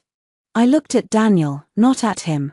This memo was stored in foundation materials. It instructs staff and donors to frame any accusation I make as emotional volatility. Daniel read the page twice. Marcy whispered, "Oh my God." Sloane spoke quickly. That document was a draft. It was never implemented. Helen Royce, who had joined by video call, leaned closer to her screen. I was briefed, she said. The room froze. Sloane's mouth closed. Helen's voice trembled with anger. But not at me, Sloane told me. Claire had been making accusations and that we should not engage if she became upset at the benefit. Evan was present. Evan's face drained. Daniel turned to him. Is that true? Evan took one breath, then another. We were trying to avoid a scene that could damage the foundation. Peter Walsh set down the memo. By preemptively damaging your wife. No one spoke. There are moments when a room changes ownership. Not legally, not physically, but morally. For months, Evan and Sloane had occupied every room before I entered it. They filled the air with concern, pity, warnings. They made me arrive already accused now. For the first time, I was not defending myself. They were. I opened the final document. I am requesting 3 actions before the gala. First, immediate suspension of any staff communication about my health, marriage, or credibility. Second, independent review of unauthorized payment routing and third-party medical inquiries. Third, removal of Sloane Pierce from all public communications connected to me, the founding story, or donor briefings until review is complete. Sloane shot to her feet. This is insane. The word hit the table and exposed her. Every face turned. She realized too late. I mean, she said, breath tight, this is disproportionate. I looked at her, careful. You almost sounded unstable. Her face flushed red. Evan stood. Do not speak to her like that. The board watched him defend Sloane from a single sentence after months of letting her smear me. Asher had told me this might happen. They reveal priority under pressure, she said. Let them. Daniel's voice cut through the room. Sloane, sit down. She did not move. Sloane, he repeated. Harder. She sat. Another cost, not final, not enough, but public. Daniel called for a short recess. Evan tried to approach me as board members stood. Asher, who had joined as my counsel and sat quietly near the wall, stepped between us. Mr. Whitman, she said, any communication to my client can go through me. During the recess, Evan looked at me over her shoulder. This is what you wanted, he asked, to make strangers judge our marriage. I looked around the boardroom. Strangers did not write the memo. He flinched. During the recess, Marcy came to stand beside me near the windows. I should have asked more questions, she said. I did not comfort her. That was another boundary I had to learn. People who helped build the silence often wanted absolution the moment they heard the truth. I cannot fix that. For you, I said. She nodded, eyes wet. I know. When the board reconvened, Daniel announced temporary measures. Sloane would be removed from all donor communications pending review. Any communications referencing me required board approval and my written consent. The finance committee would investigate pledge authorization. The gala would proceed, but the program would be adjusted to remove personal references to my mental state or Evan's role as a caregiver. Evan's face looked carved from stone. Sloane stared at the table. My body finally registered the cost of staying composed. My shoulders ached, my jaw hurt. I could taste metal at the back of my throat, but I had done it. My first public no had entered the minutes as people gathered papers. Evan leaned toward Daniel. You are making a mistake, he said quietly. Daniel looked exhausted. Evan, the mistake was letting this get into our governance structure. Sloane grabbed her bag and walked out without looking at me. Evan followed her into the hallway. I stayed behind with Asher and packed my folder through the glass wall. I saw them arguing near the elevators. Sloane's hands moved sharply. Evan reached for her arm. She pulled away. Not lovers in control, co-conspirators under pressure. My phone buzzed. A message from the hotel front desk. Mrs. Whitman, we have a delivery for you at reception. Sender refused to leave a name. Asher read it and frowned. Do not pick it up alone. We went downstairs together. The package was a small white box. Inside was my wedding ring, the one I had left in my clutch. For 1 second, I did not understand. Then I saw the note. "You forgot what you are." No signature. Asha looked at the box, then at me. "Claire," she said carefully, "where was this ring?" "In my hotel room safe." Her face changed. I picked up the ring with a tissue. Someone had entered my room. Hotel security wanted to treat it like a housekeeping error. Asha did not let them. She asked for the access log. She asked for hallway footage. She asked who had delivered the package. She used the kind of voice that made managers discover policies they had forgotten they had. I stood beside her with the white box in my hand and felt something colder than fear. Violation has texture. It is not always a shove or a bruise. Sometimes it is a ring removed from a safe by someone who wants to remind you that locks are suggestions. The hotel manager returned after 20 minutes.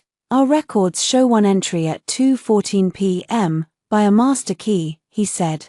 "Housekeeping supervisor code. Was housekeeping scheduled?" Asha asked. "No." "Who requested it?" He looked deeply unhappy. "We are still determining that." Asha held out her hand.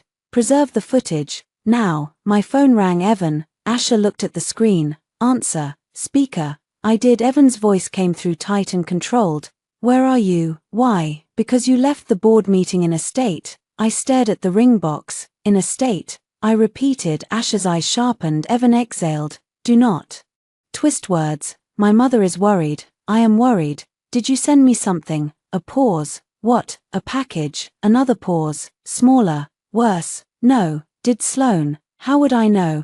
That answer told me more than denial would have. I said, "Someone accessed my hotel safe and sent me my wedding ring with a note." Silence. For the first time, Evan had no immediate concern to perform. Then he said, "Claire, come home." I almost laughed. "That is your response? You are clearly not safe there." "Interesting." "I mean it." "No, you mean the hotel is now evidence." His voice hardened. "You are paranoid." Asha wrote on her pad. "There." I said, "Thank you for saying that on a recorded call." He hung up. The manager looked like he wanted to sink through the floor. By 7 that evening, we had footage. It did not show Sloan entering my room. It did not show Evan. It showed a temporary housekeeping supervisor using a MasterCard and leaving 7 minutes later. She was new. She cried in the security office and admitted that a blonde woman from the event team told her Mrs. Whitman had asked for her ring from the safe because she was too embarrassed to come down herself. The woman had given the supervisor $200. The supervisor described Sloane's dress from the board meeting. Asha asked the supervisor to write a statement before fear changed her memory. She did. Another witness. Another piece at 9. I moved to Mara's apartment. Mara lived above a bakery, in a building with uneven floors and radiators that hissed like old cats. She made tea, set a baseball bat by the door, and said, "I know this is not funny, but I have been waiting 10 years for a reason to own a baseball bat." I sat at her kitchen table and finally cried. Not beautifully, not like a woman in a movie. I cried with my hand over my mouth because some part of me still did not want to be too loud. Mara sat across from me and did not touch me until I reached for her. That mattered. Evan had turned every feeling into evidence against me. Mara waited for consent even in comfort. When I stopped, my face hurt. "I keep thinking," I said, "there must have been a moment when he decided I was easier to use than love." Mara's eyes filled. "Maybe," she said. "Or maybe he always liked love best when it served him."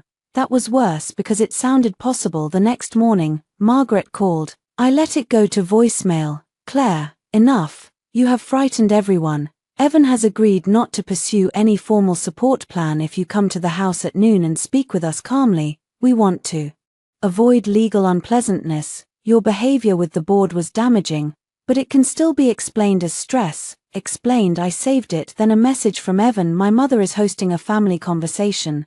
No Sloan, no board, no lawyers unless you insist on making this hostile.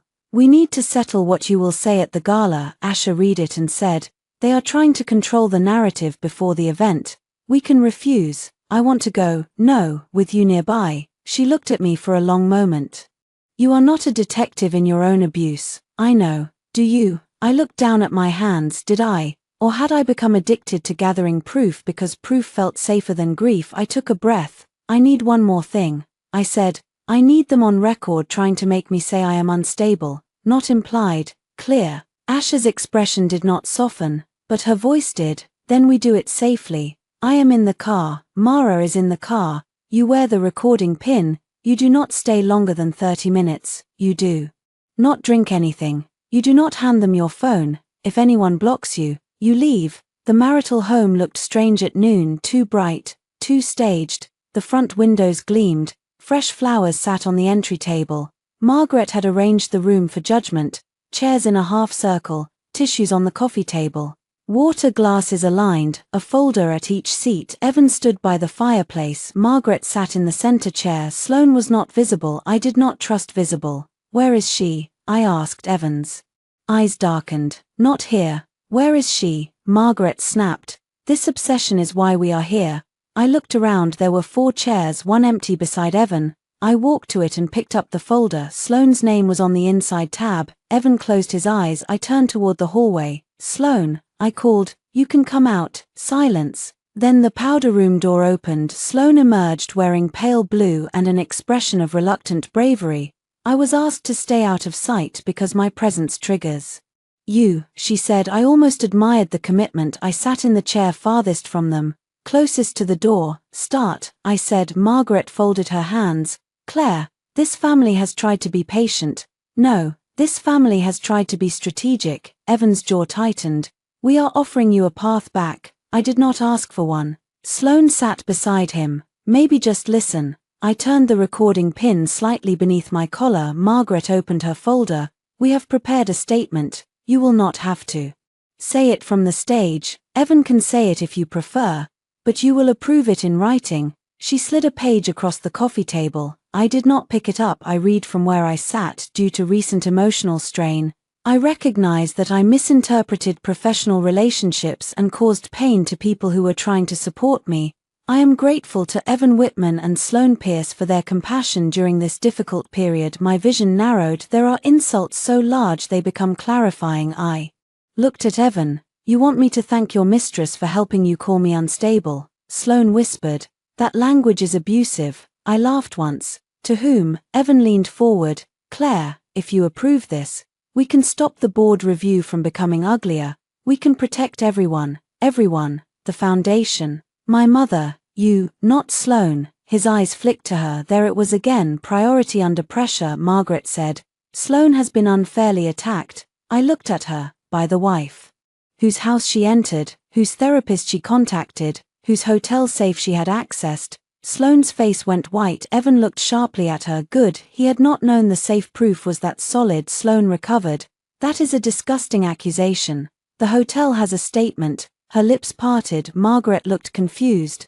What safe? I stood. Ask your son's girlfriend. Evan stood too. Sit down. No, we are not finished. I am. He crossed the distance too quickly and reached for my bag. I stepped back. Do not touch my property. I need to know what you are recording. The room changed. Margaret rose. Evan. Sloane stood. Do not grab her. Too late. Too perfect. She was already making herself the reasonable one. Evan's hand closed around the strap of my bag. The front door opened. Asha's voice entered before she did. Remove your hand from my client's bag. Evan froze. Asha stood in the entry with Mara behind her and a uniformed private security officer beside them. She had not waited in the car. She had watched through the window after I failed to leave at 28 minutes. Evan released the strap. The room fell silent. Asha looked at the statement on the coffee table, then at Sloane, then at Evan. Thank you, she said. For what? Evan demanded. For making the coercion very easy to describe. Margaret bristled. This is a family matter. No, Asha said.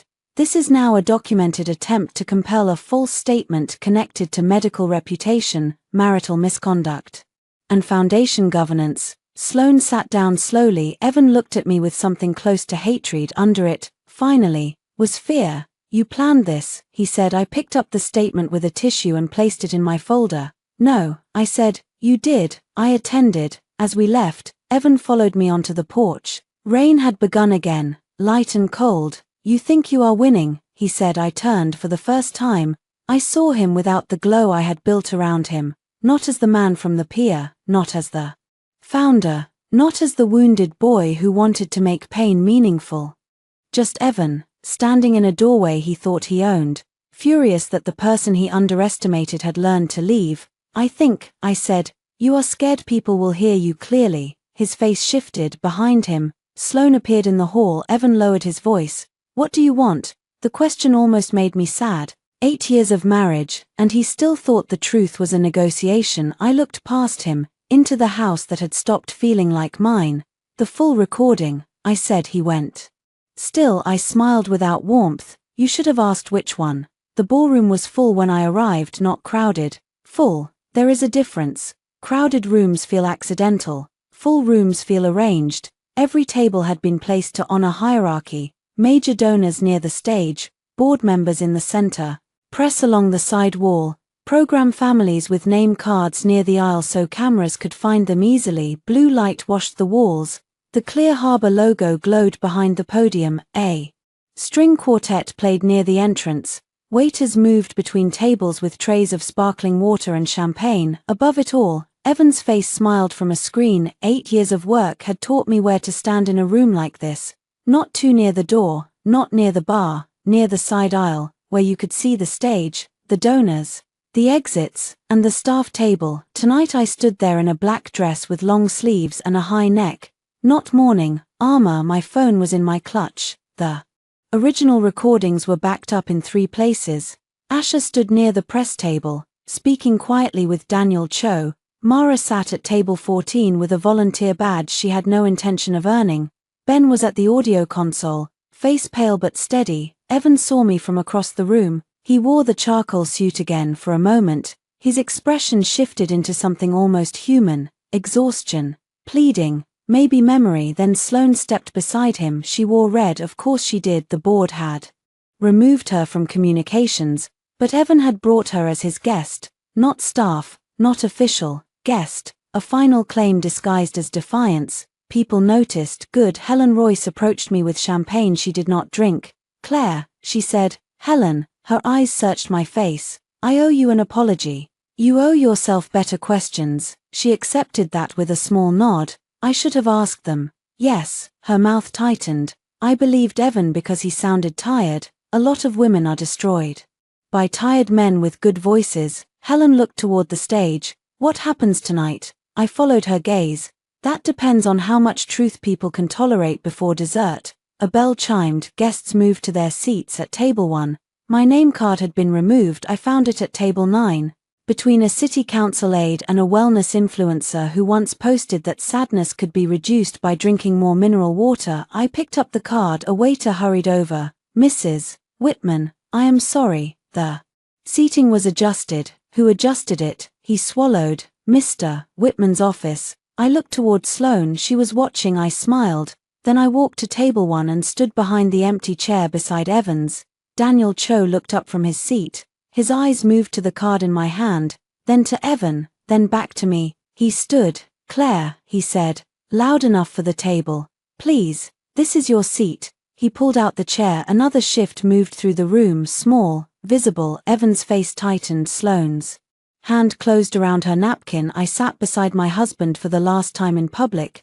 Dinner began. The first course was a salad with pear, endive, and edible flowers. I did not eat much. Evan did not either. Sloane sat 2 seats away, smiling at a donor who looked increasingly unsure why she was there. Evan leaned toward me. You can still stop this, he said. I looked at my plate. Stop what? This need to punish me. You still think consequence is punishment? He swallowed. Claire, I made mistakes. I turned to him. The word mistake sat there, small and insulting. Did you mistakenly let her call me unstable? His jaw tightened. Not here. Where, then? The donor lounge, our kitchen, my therapist's office, my hotel room. His eyes flicked around. Lower your voice. I did. That seemed to frighten him more. You built tonight around people listening, I said. So listen. The program began. A young man named Andre spoke about finding counseling after his brother died. A mother spoke about calling the Clear Harbor helpline at 3 in the morning. A school counselor cried while describing students who did not know how to ask for help. Their stories were real. That was what hurt. Evan had wrapped his lies around real pain. He had hidden inside work that mattered.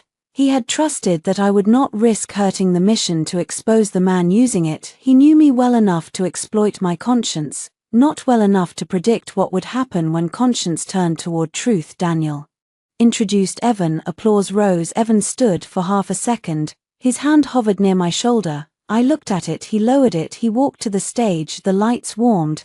The screen shifted to a photo of Evan in a blue Clear Harbor vest, kneeling beside a teenager at a community event. The room softened.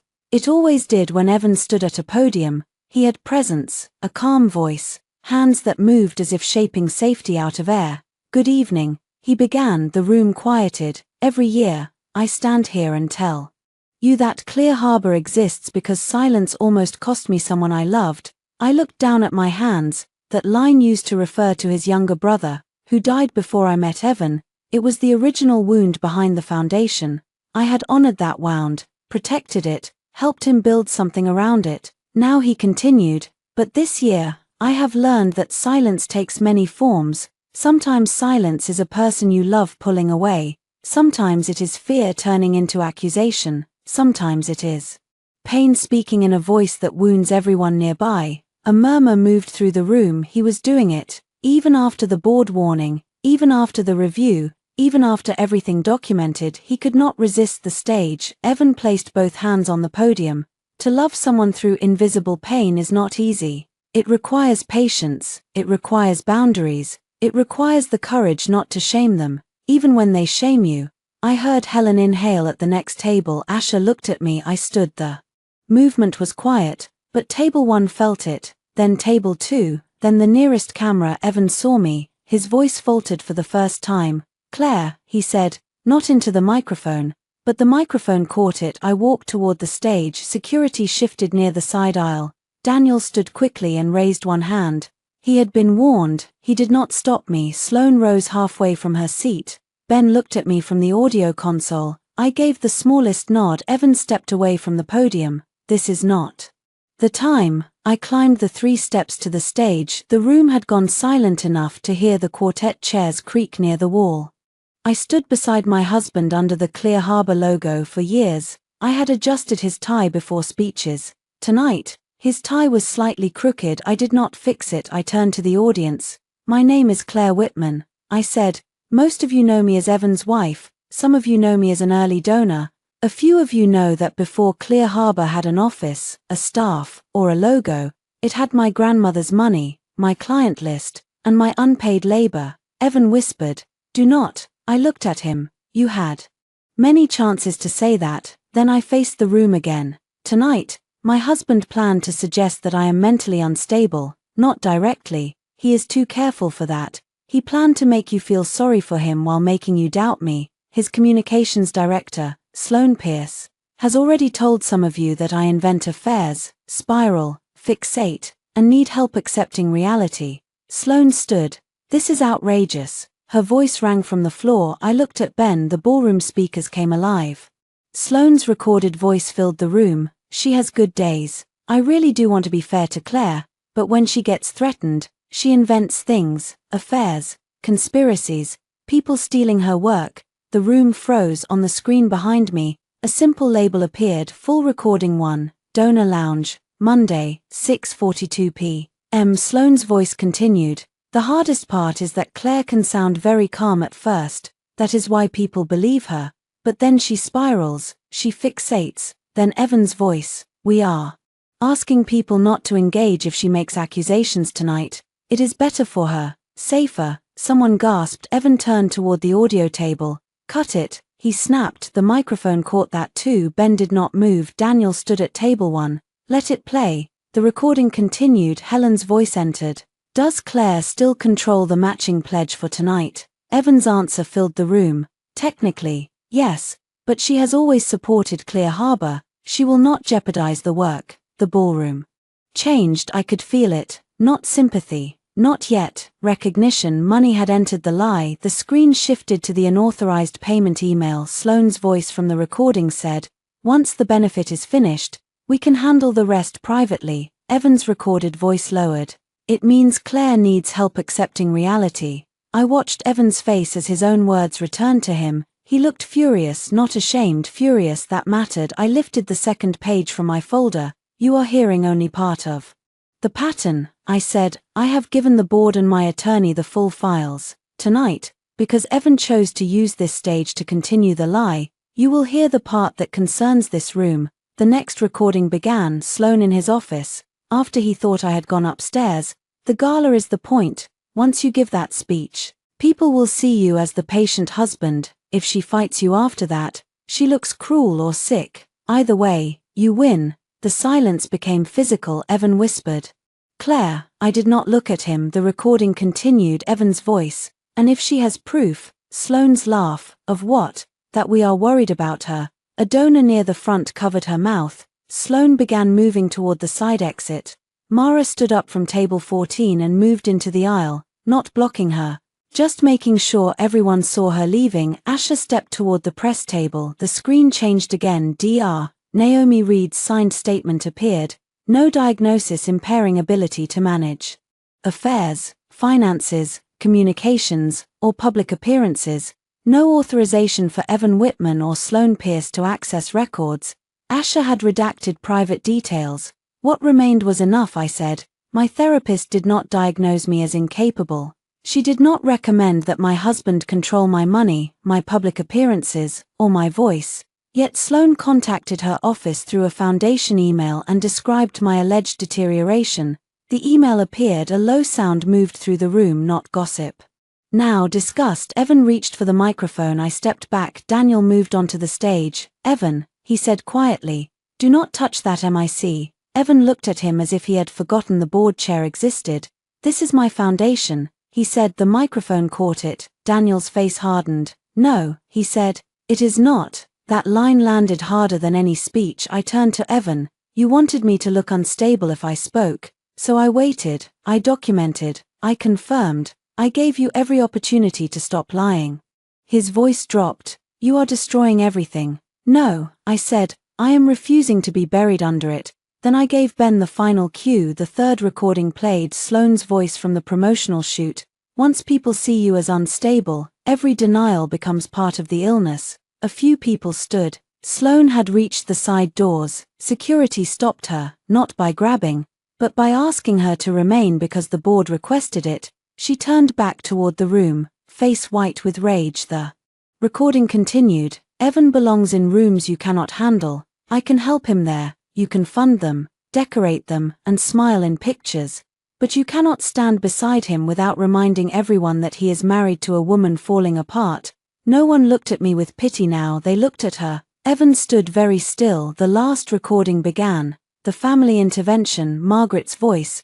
We have prepared a statement. You will approve it in writing. My recorded voice. You want me to thank your mistress for helping you call me unstable. Sloane's recorded whisper. That language is abusive. Evan's recorded voice. If you approve this, we can stop the board review from becoming uglier. We can protect everyone. Then the statement appeared on screen. Due to recent emotional strain, I recognize that I misinterpreted professional relationships and caused pain to people who were trying to support me. The room read it, every word, every trap. Then Evan's recorded voice again. I need to know what you are recording. The audio stopped. No music came in, no transition, no applause, just truth. Sitting under chandelier light with nowhere to go, I faced the audience. I did not come here to harm Clear Harbor's mission. I came because that mission cannot be protected by destroying the credibility of a woman who helped build it. Mental health language should not be used as a weapon against inconvenient wives. Concern should not be a costume for control. Compassion should not require silence. From the person being harmed, my voice did not shake. That surprised me. Maybe courage is not the absence of shaking. Maybe it is realizing the truth can stand even if your hands do. I removed my wedding ring from my clutch for a second. Evan stared at it. I placed it on the podium. Evan, you told them caregivers stay. I did stay. I stayed through missed anniversaries, private humiliation, public erasure, and another woman learning the weak places in my marriage well enough to press on them. But staying is not holy when the house is on fire. Sometimes the sane thing is to walk out. He flinched at saying good. I turned to Daniel. As of tonight, I am withdrawing all personal support from any structure that leaves Evan Whitman in executive control. Program funding already designated for direct services can remain through an independent escrow if the board accepts outside oversight. My lawyer has the documents. Asher lifted the folder slightly from the floor. Daniel nodded once. Evan looked around the ballroom. He was searching for rescue. He found faces turned away. Helen Royce stood. I will match Claire's direct services escrow, she said clearly, not Evan's gala budget, direct services. Another donor stood. Same. Then another. The mission did not collapse. Evan did, not physically. He remained upright. But the man on the stage, the man who knew how to turn pain into applause, lost the room one table at a time. Sloane shouted from the side aisle. You are all being manipulated. The irony was so complete that no one answered. Daniel signaled security. This time, Sloane was escorted out. She looked at Evan as she passed the stage, waiting for him to save her. He did not move. That was her cost, not the whole cost. The first public one. She had helped him abandon me in rooms. Now he abandoned her in front of all of them. I looked at Evan one last time. I will communicate through my lawyer, he whispered. Claire, please. The words sounded smaller from the stage. I walked down the steps. No one stopped me as I passed table 1. Helen touched her heart but did not touch me. She had learned something. Mara met me at the aisle. Asher walked beside us, behind me. Daniel took the microphone. Ladies and gentlemen, he said, voice shaken but clear, the board will be entering an emergency session tonight. Clear Harbor's direct service commitments will continue. Mr. Whitman will step away from the podium. I did not turn around. In the lobby, the music from the ballroom sounded distant and strange, like a party from another life. Mara asked, are you okay? I looked at the glass doors ahead, the wet street beyond them, the reflection of a woman in black walking without a ring. No, I said. Then I breathed. But I am believed. By morning, Evan had become a headline without needing a newspaper. The first post came from a donor's assistant. It was vague, dramatic, and misspelled. Something major happened at Clear Harbor Gala. Founder's wife played recordings. Not good. The second came from the wellness influencer at table 9, who had spent the evening trying to look compassionate near the cameras and ended it filming her own shocked face in the lobby. The third came from a local reporter who had been invited to cover Evan's speech. She did not post the recordings. Asher moved fast on that, but she wrote enough. Mental health nonprofit faces governance crisis after founder accused of using mental health language to discredit spouse, not wife, not Claire. Spouse was legal and clean. I appreciated it. At 8:30, Asher, Daniel, Marcy, Helen, and I met in a hotel conference room that smelled like coffee and printer toner. None of us had slept much. Daniel looked 10 years older than he had the night before. Marcy had red eyes. Helen wore the same suit from the gala, but her pearls were gone. Asher placed 3 stacks of documents on the table. First, she said, foundation governance. Second, Claire's personal legal action. Third, donor communications. Daniel rubbed his forehead. Evan is demanding access to the office. No, Marcy said immediately. We all looked at her. She straightened. No. He sent 6 emails between 2 and 5 in the morning instructing staff not to cooperate with the board. He called Julian 12 times. He told Ben he would destroy his career. I looked at Ben's name in my notes. Another person pulled into Evan's panic. Asher said, preserve all messages. Daniel nodded. Helen leaned forward. What about Sloane? Marcy's mouth tightened. Her access was suspended at 6. This morning, email, donor platform, press lists. She tried to download files at 5:40. Did she succeed? I asked. No, IT locked her out after the first alert. A cost. Sloane had built her power through access. Names, narratives, inbox permissions. By breakfast, the doors were closing. Daniel looked at me. Claire, I owe you more than an apology. I felt tired suddenly. Apologies had begun arriving like late mail after a storm. I need actions, I said. Apologies can come later if they survive them. He nodded. Evan will be placed on immediate administrative leave pending independent review. Sloane's contract will be terminated for cause if council confirms what we already know.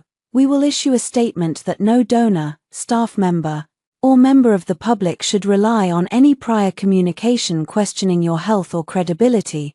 My throat tightened, not because it fixed everything, because it named what had happened. Asher added, and direct service funds. Helen spoke. I will put my match into escrow today if Claire does. Programs continue under oversight. No funds pass through Evan. Daniel nodded, agreed. The foundation would survive not because of Evan. That mattered more than I expected. For years, I had feared that exposing him meant destroying the good work. Evan knew that. He counted on it. But the work did not belong to his ego. Even if he had tried to make the logo in his image at 10:15, Evan arrived at the hotel. We knew because security called.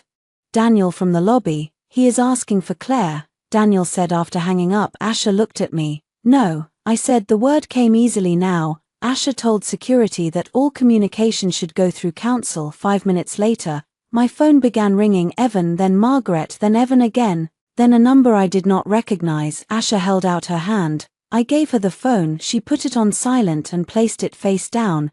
You do not have to be available to the person who harmed you just because he is panicking, she said. I wrote that sentence down. Not for court, for me. At 11, Evan sent an email to the board copying every donor he could think of. Subject: a private family crisis was exploited last night.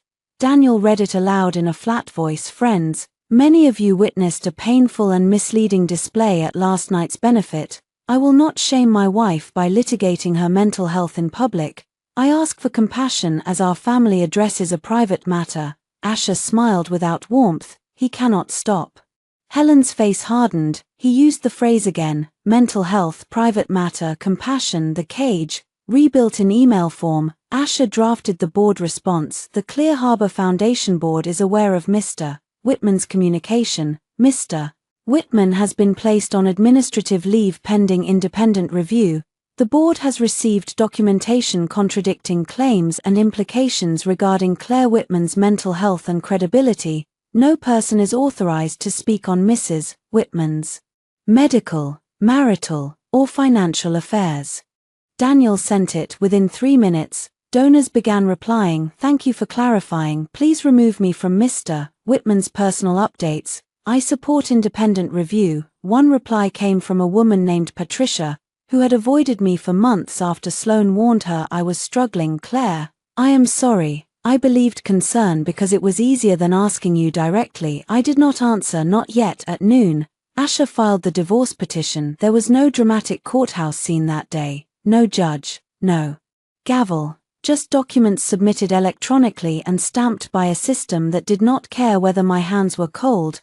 Petition for dissolution of marriage, request for temporary financial restraining order, notice of preservation of evidence, cease and desist regarding defamatory statements, privacy complaint draft regarding attempted unauthorized medical inquiry. Asher placed printed copies in front of me. Read the first page, she said. I did. Claire Whitman v. Evan Whitman. My name looked strange. Separate from his. Then it looked right. At 1:30. Margaret arrived at Asher's office without an appointment. The receptionist called back, voice tense. She says she will wait. Asher asked if I wanted to see her. I surprised myself by saying yes. Not alone, not uncontrolled, in the conference room. With Asher present and the recording notice visible on the table, Margaret entered wearing sunglasses. Though the hallway was dim, she removed them slowly, as if she expected the room to be grateful. Claire, she said. Margaret, Asher said. This conversation is being recorded. Margaret's mouth tightened. Of course it is. She sat without being invited for a moment. She looked older than I had ever seen her. Then she said, do you understand what you did to my son? I almost closed my eyes. Not what he did. Never that first. I understand what he did to me. You humiliated him in a room full of people. He built the room. Her hands clenched around her purse. Evan has flaws, but he is not cruel. I looked at her. I thought of the folder, the statement, the hotel safe, the speech. Margaret, cruelty does not stop being cruelty because it wears a good suit. Her face flushed. Sloan manipulated him. There it was, the beginning of family, not accountability, redistribution. Did she move his hand onto her back? I asked. Did she write his speech? Did she force him to ask whether I signed away medical access? Did she speak through him on the recording? Margaret looked away. She filled his head. He made room. Silence. Asher watched. Pen still. Margaret's voice shifted. softer, more dangerous. If you continue this divorce, he may lose everything. No, I said, he may lose what depended on my silence. Her eyes filled, but I did not know whether it was grief for Evan or for access to the version of him she preferred. You were family, she said. I was useful. That is not fair. No, it was not. She flinched for 1 second. Something like shame touched her face then. Pride returned and sealed it away. What do you want? She asked. Communication through counsel. No more statements about my health. No contact from Sloane. No use of my name, money, or story by Evan or the Foundation without written permission. A divorce. Her mouth twisted. And if he apologizes? I felt nothing when she asked. That told me more than anger would have. He can practice on someone who still needs it. Margaret stood at the door. She turned back. You will regret being alone. I looked at Asher, then at the city beyond the glass. I was alone in the marriage. I said, this is just honest. Margaret left by 3. Sloane released her own statement online. It lasted 18 minutes before her attorney or common sense took it down. But screenshots live longer than pride. I have been the target of a disturbed woman's jealous campaign. I will not apologize for supporting a man through domestic emotional abuse. Asher saved it, Daniel saved it, half the donor circle saved it then. Ben posted, carefully and without naming me as the AV director at last night's event. I was asked before the gala whether a woman's microphone could be cut if she approached the stage. I refused because that felt wrong.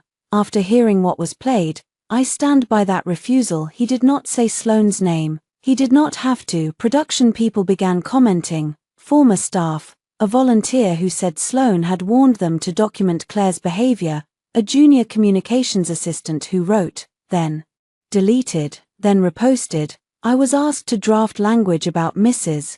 Whitman's instability without ever witnessing anything unstable. The lie began to collapse under the weight of people who had carried pieces of it without knowing the whole structure. At 5, Evan finally got through from an unknown number. I answered because Asher nodded and started recording. His voice sounded rough. Claire, I said nothing. Please do not hang up. Still nothing. I did not know she sent the ring. I closed my eyes. Not I am sorry. Not I should have protected you. Not I lied. A smaller denial first. Okay, I said. He exhaled, as if one word from me was oxygen. I am not saying everything was right. I handled things badly. Handled. I was under pressure. There it is. What? The third person in our marriage. Pressure. He made a broken sound. Do you want me to beg? No. What do you want? You already asked that. And you said the full recording. I got it. Silence then. Small. You destroyed me. I opened my eyes. Asher watched me steadily. No, I said. I played you back. His breathing shook. I loved you. For the first time all day, pain moved sharp enough to surprise me, not because I believed him fully, because some part of him probably had loved me, in the way people love houses they never repair, gardens they never water, women they assume will stay because staying has become part of their identity. I said, maybe you did, but you loved being believed more. He whispered, can we talk in person? No, Claire, no, I can fix this. You can face it. That is not the same. I know. I ended the call at 6. The board voted to remove Evan from all operational authority pending investigation. At 6:30, Sloane's contract was suspended with intent to terminate for cause. At 7, Helen's escrow match went through. At 7:15, Julian texted me, programs funded, staff shaken but okay.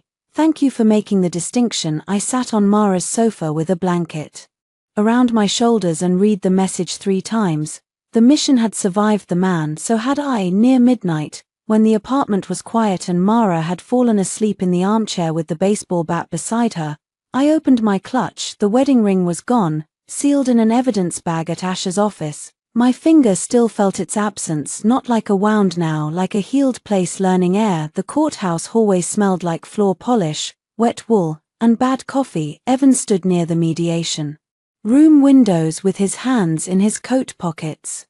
He looked thinner than he had at the gala, not physically, maybe. Public disgrace changes the outline of a person. It removes the invisible crowd that used to stand behind him. No Sloane beside him, no Margaret, no donors, just Evan, his attorney, and a paper cup of coffee he had not touched. When he saw me, He straightened, old reflex almost made me read his face for what he needed. Then I stopped. Asher walked beside me with the final settlement folder. My own attorney, my own pace, my own name on every page. Evan's attorney nodded. Mrs. Whitman. Claire is fine, I said. Evan flinched slightly. Good. Let even my name become something he could not assume. The mediation room was plain. Grey carpet, oval table, a box of tissues no one touched. The mediator, a woman with silver hair and kind eyes sharpened by decades of watching people lie politely, reviewed the terms. Dissolution uncontested, separate property confirmed, no spousal support from Claire, mutual non-disparagement, with carve-outs for legal testimony and documented corrections. Evan waived any claim to my grandmother's account. I waived any claim to his future income. Clear Harbor Foundation removed both of us from marital branding materials, but retained program infrastructure under board control. Evan agreed not to speak publicly about my medical condition, mental state, treatment history, or alleged instability. That last line mattered more than the house. The house would be sold, the proceeds would be split after. Reimbursement for documented separate contributions. My reimbursement was larger. Evan's attorney had fought the number until Asher presented the transfer history, the mortgage payments from my account, and the emails where Evan called them temporary covers until gala season. Temporary covers, another phrase that had aged poorly. The mediator read the confidentiality clause. I listened carefully. Evan watched me across the table. When the mediator stepped out to make copies, he spoke. Claire. Asher looked at me. I nodded once. Let him spend the last coin. Evan folded his hands. I am sorry. The words entered the room. No lightning, no music, no collapse, just 3 words. Late and small. I waited. He continued. I should have stopped Sloan. There it was. The apology, trying to put the weapon in someone else's hand. I leaned back. You should have stopped yourself. His face tightened with pain. This time, I believed the pain. It did not change anything. I know, he said. I studied him. Do you? His eyes reddened. I told myself I was protecting the foundation. No, you were protecting the version of yourself the foundation reflected back. He looked down. For once, he did not argue. I said, you let her call me unstable because you needed people to doubt me before they doubted you. You tried to access my therapist. You tried to use my money after I said no. You tried to make me sign a statement thanking the woman you betrayed me with. You brought her into my house, my work, my marriage, and then acted wounded when I named her. His hands clenched. I know, no, I said gently. You know you lost. That is different. He closed his eyes. The mediator returned with copies. We signed. My hand did not shake. Evans did. When it was done, the mediator said the court would process the final decree according to schedule, a dry procedural sentence for the end of 8 years. We stood. Evan picked up his coat. Do you ever think, he asked, voice low, that if we had stopped sooner, before Sloan, before the gala, we could have saved something? I looked at him. There were 100 possible answers. Yes, if you had told the truth. Yes, if you had chosen me. Yes, if I had left the first time I caught you lying. But those answers belonged to a marriage that no longer had a body. I think, I said, I spent years trying to save something you were spending. He bowed his head. I left before he could turn regret into another room I had to stand in. Outside the courthouse, the air was cold and bright.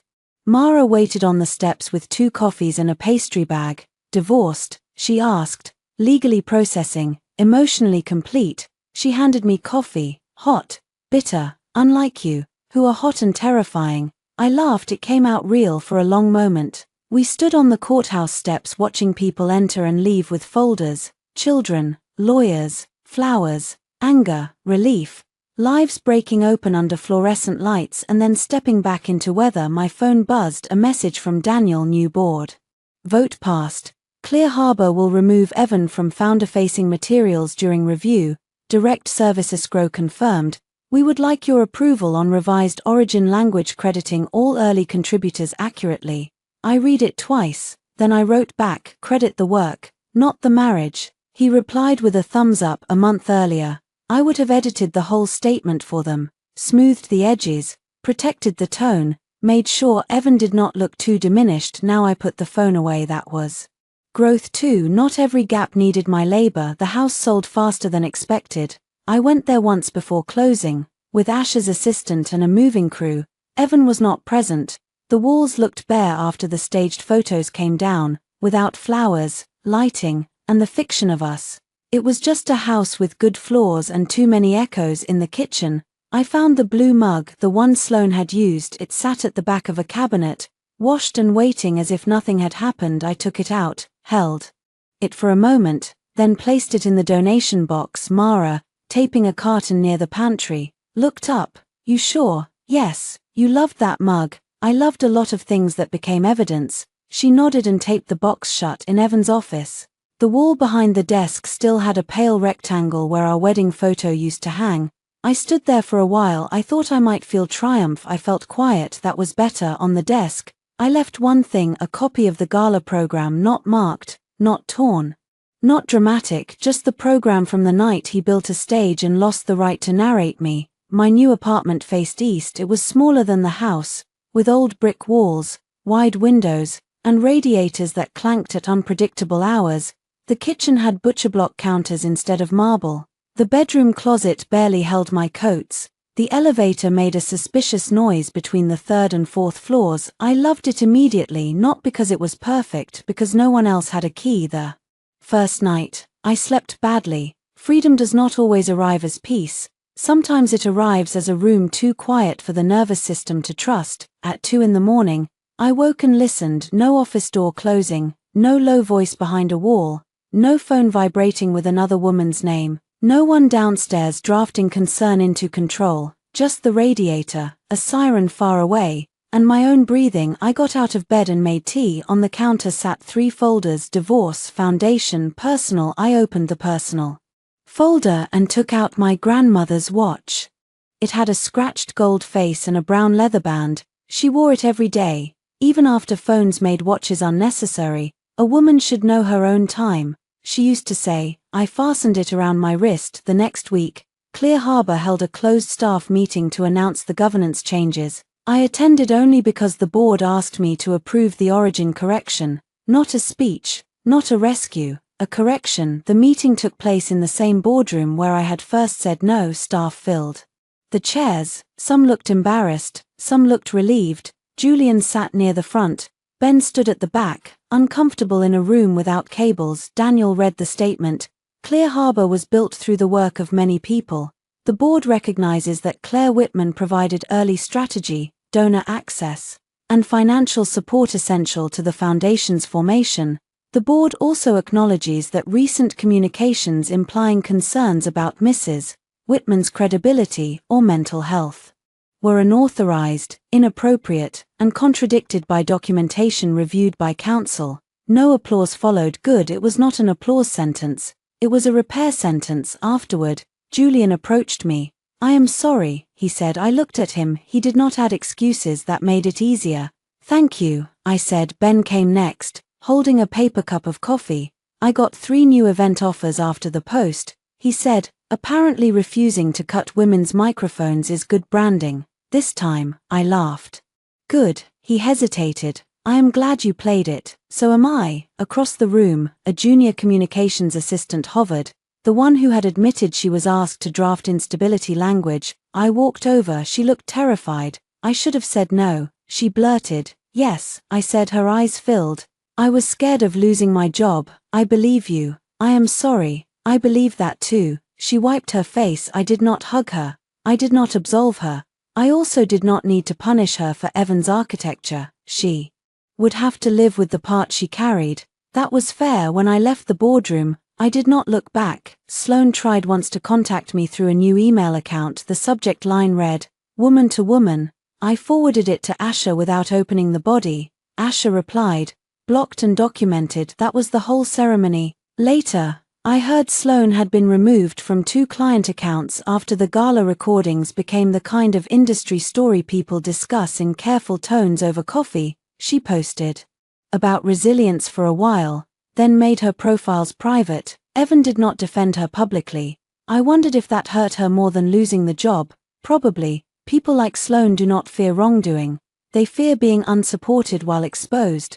Margaret sent a letter in thick cream stationery. Claire, I hope someday you understand that a mother's instinct is to protect her child. There was more. explanations, regrets shaped like defenses, a line about Sloane taking advantage of Evan's grief, a line about my public choices being painful but perhaps inevitable, a line saying she missed our Sunday dinners. I read it once, then I placed it in the legal folder. No reply. A mother's instinct may be to protect her child, a woman's instinct can be to protect herself. Both instincts cannot always share a table. 3 months after the gala, the final divorce decree arrived. I was at my apartment, barefoot in the kitchen, eating toast over the sink because not every moment of freedom looks cinematic. The email from Asher had one line: "It is final." I opened the attachment. The court language was plain: marriage dissolved, assets divided, obligations assigned, names restored to their separate legal power. I expected to cry. Instead, I washed my plate, then I took my grandmother's watch from the counter and put it on. Then I walked to the small box on my bookshelf where I kept things that no longer knew where to belong. Inside were old gala badges, a photo strip from Maine, and the wedding ring Asher had returned after evidence review. It sat in a plastic sleeve, labeled an absurd. I removed it from the sleeve. The ring looked smaller than memory. I did not throw it out. I did not sell it that day. I placed it in a plain envelope with the divorce decree copy and wrote one word on the front: closed. That evening, I attended a community listening session at a youth center funded by the new escrow structure, not as Evan's wife, not as Clear Harbor's moral center, not as a woman proving she was stable. Just Claire. A counselor showed me a room with mismatched chairs, a whiteboard, and a snack table. Teenagers drifted in, suspicious and hungry. A girl with purple streaks in her hair asked whether the granola bars were free. A boy in a hoodie sat near the door and kept one earbud in. No cameras, no donors, no speech. Real work. At the end of the session, the counselor thanked me for helping keep the program funded. I said, "I am glad it stayed alive." She looked at me carefully. "So are you," she said. The sentence caught me off guard. I walked home because the night was clear. Streetlights reflected on wet pavement. Restaurants glowed. A couple argued softly outside a parking garage. A dog barked from an apartment window.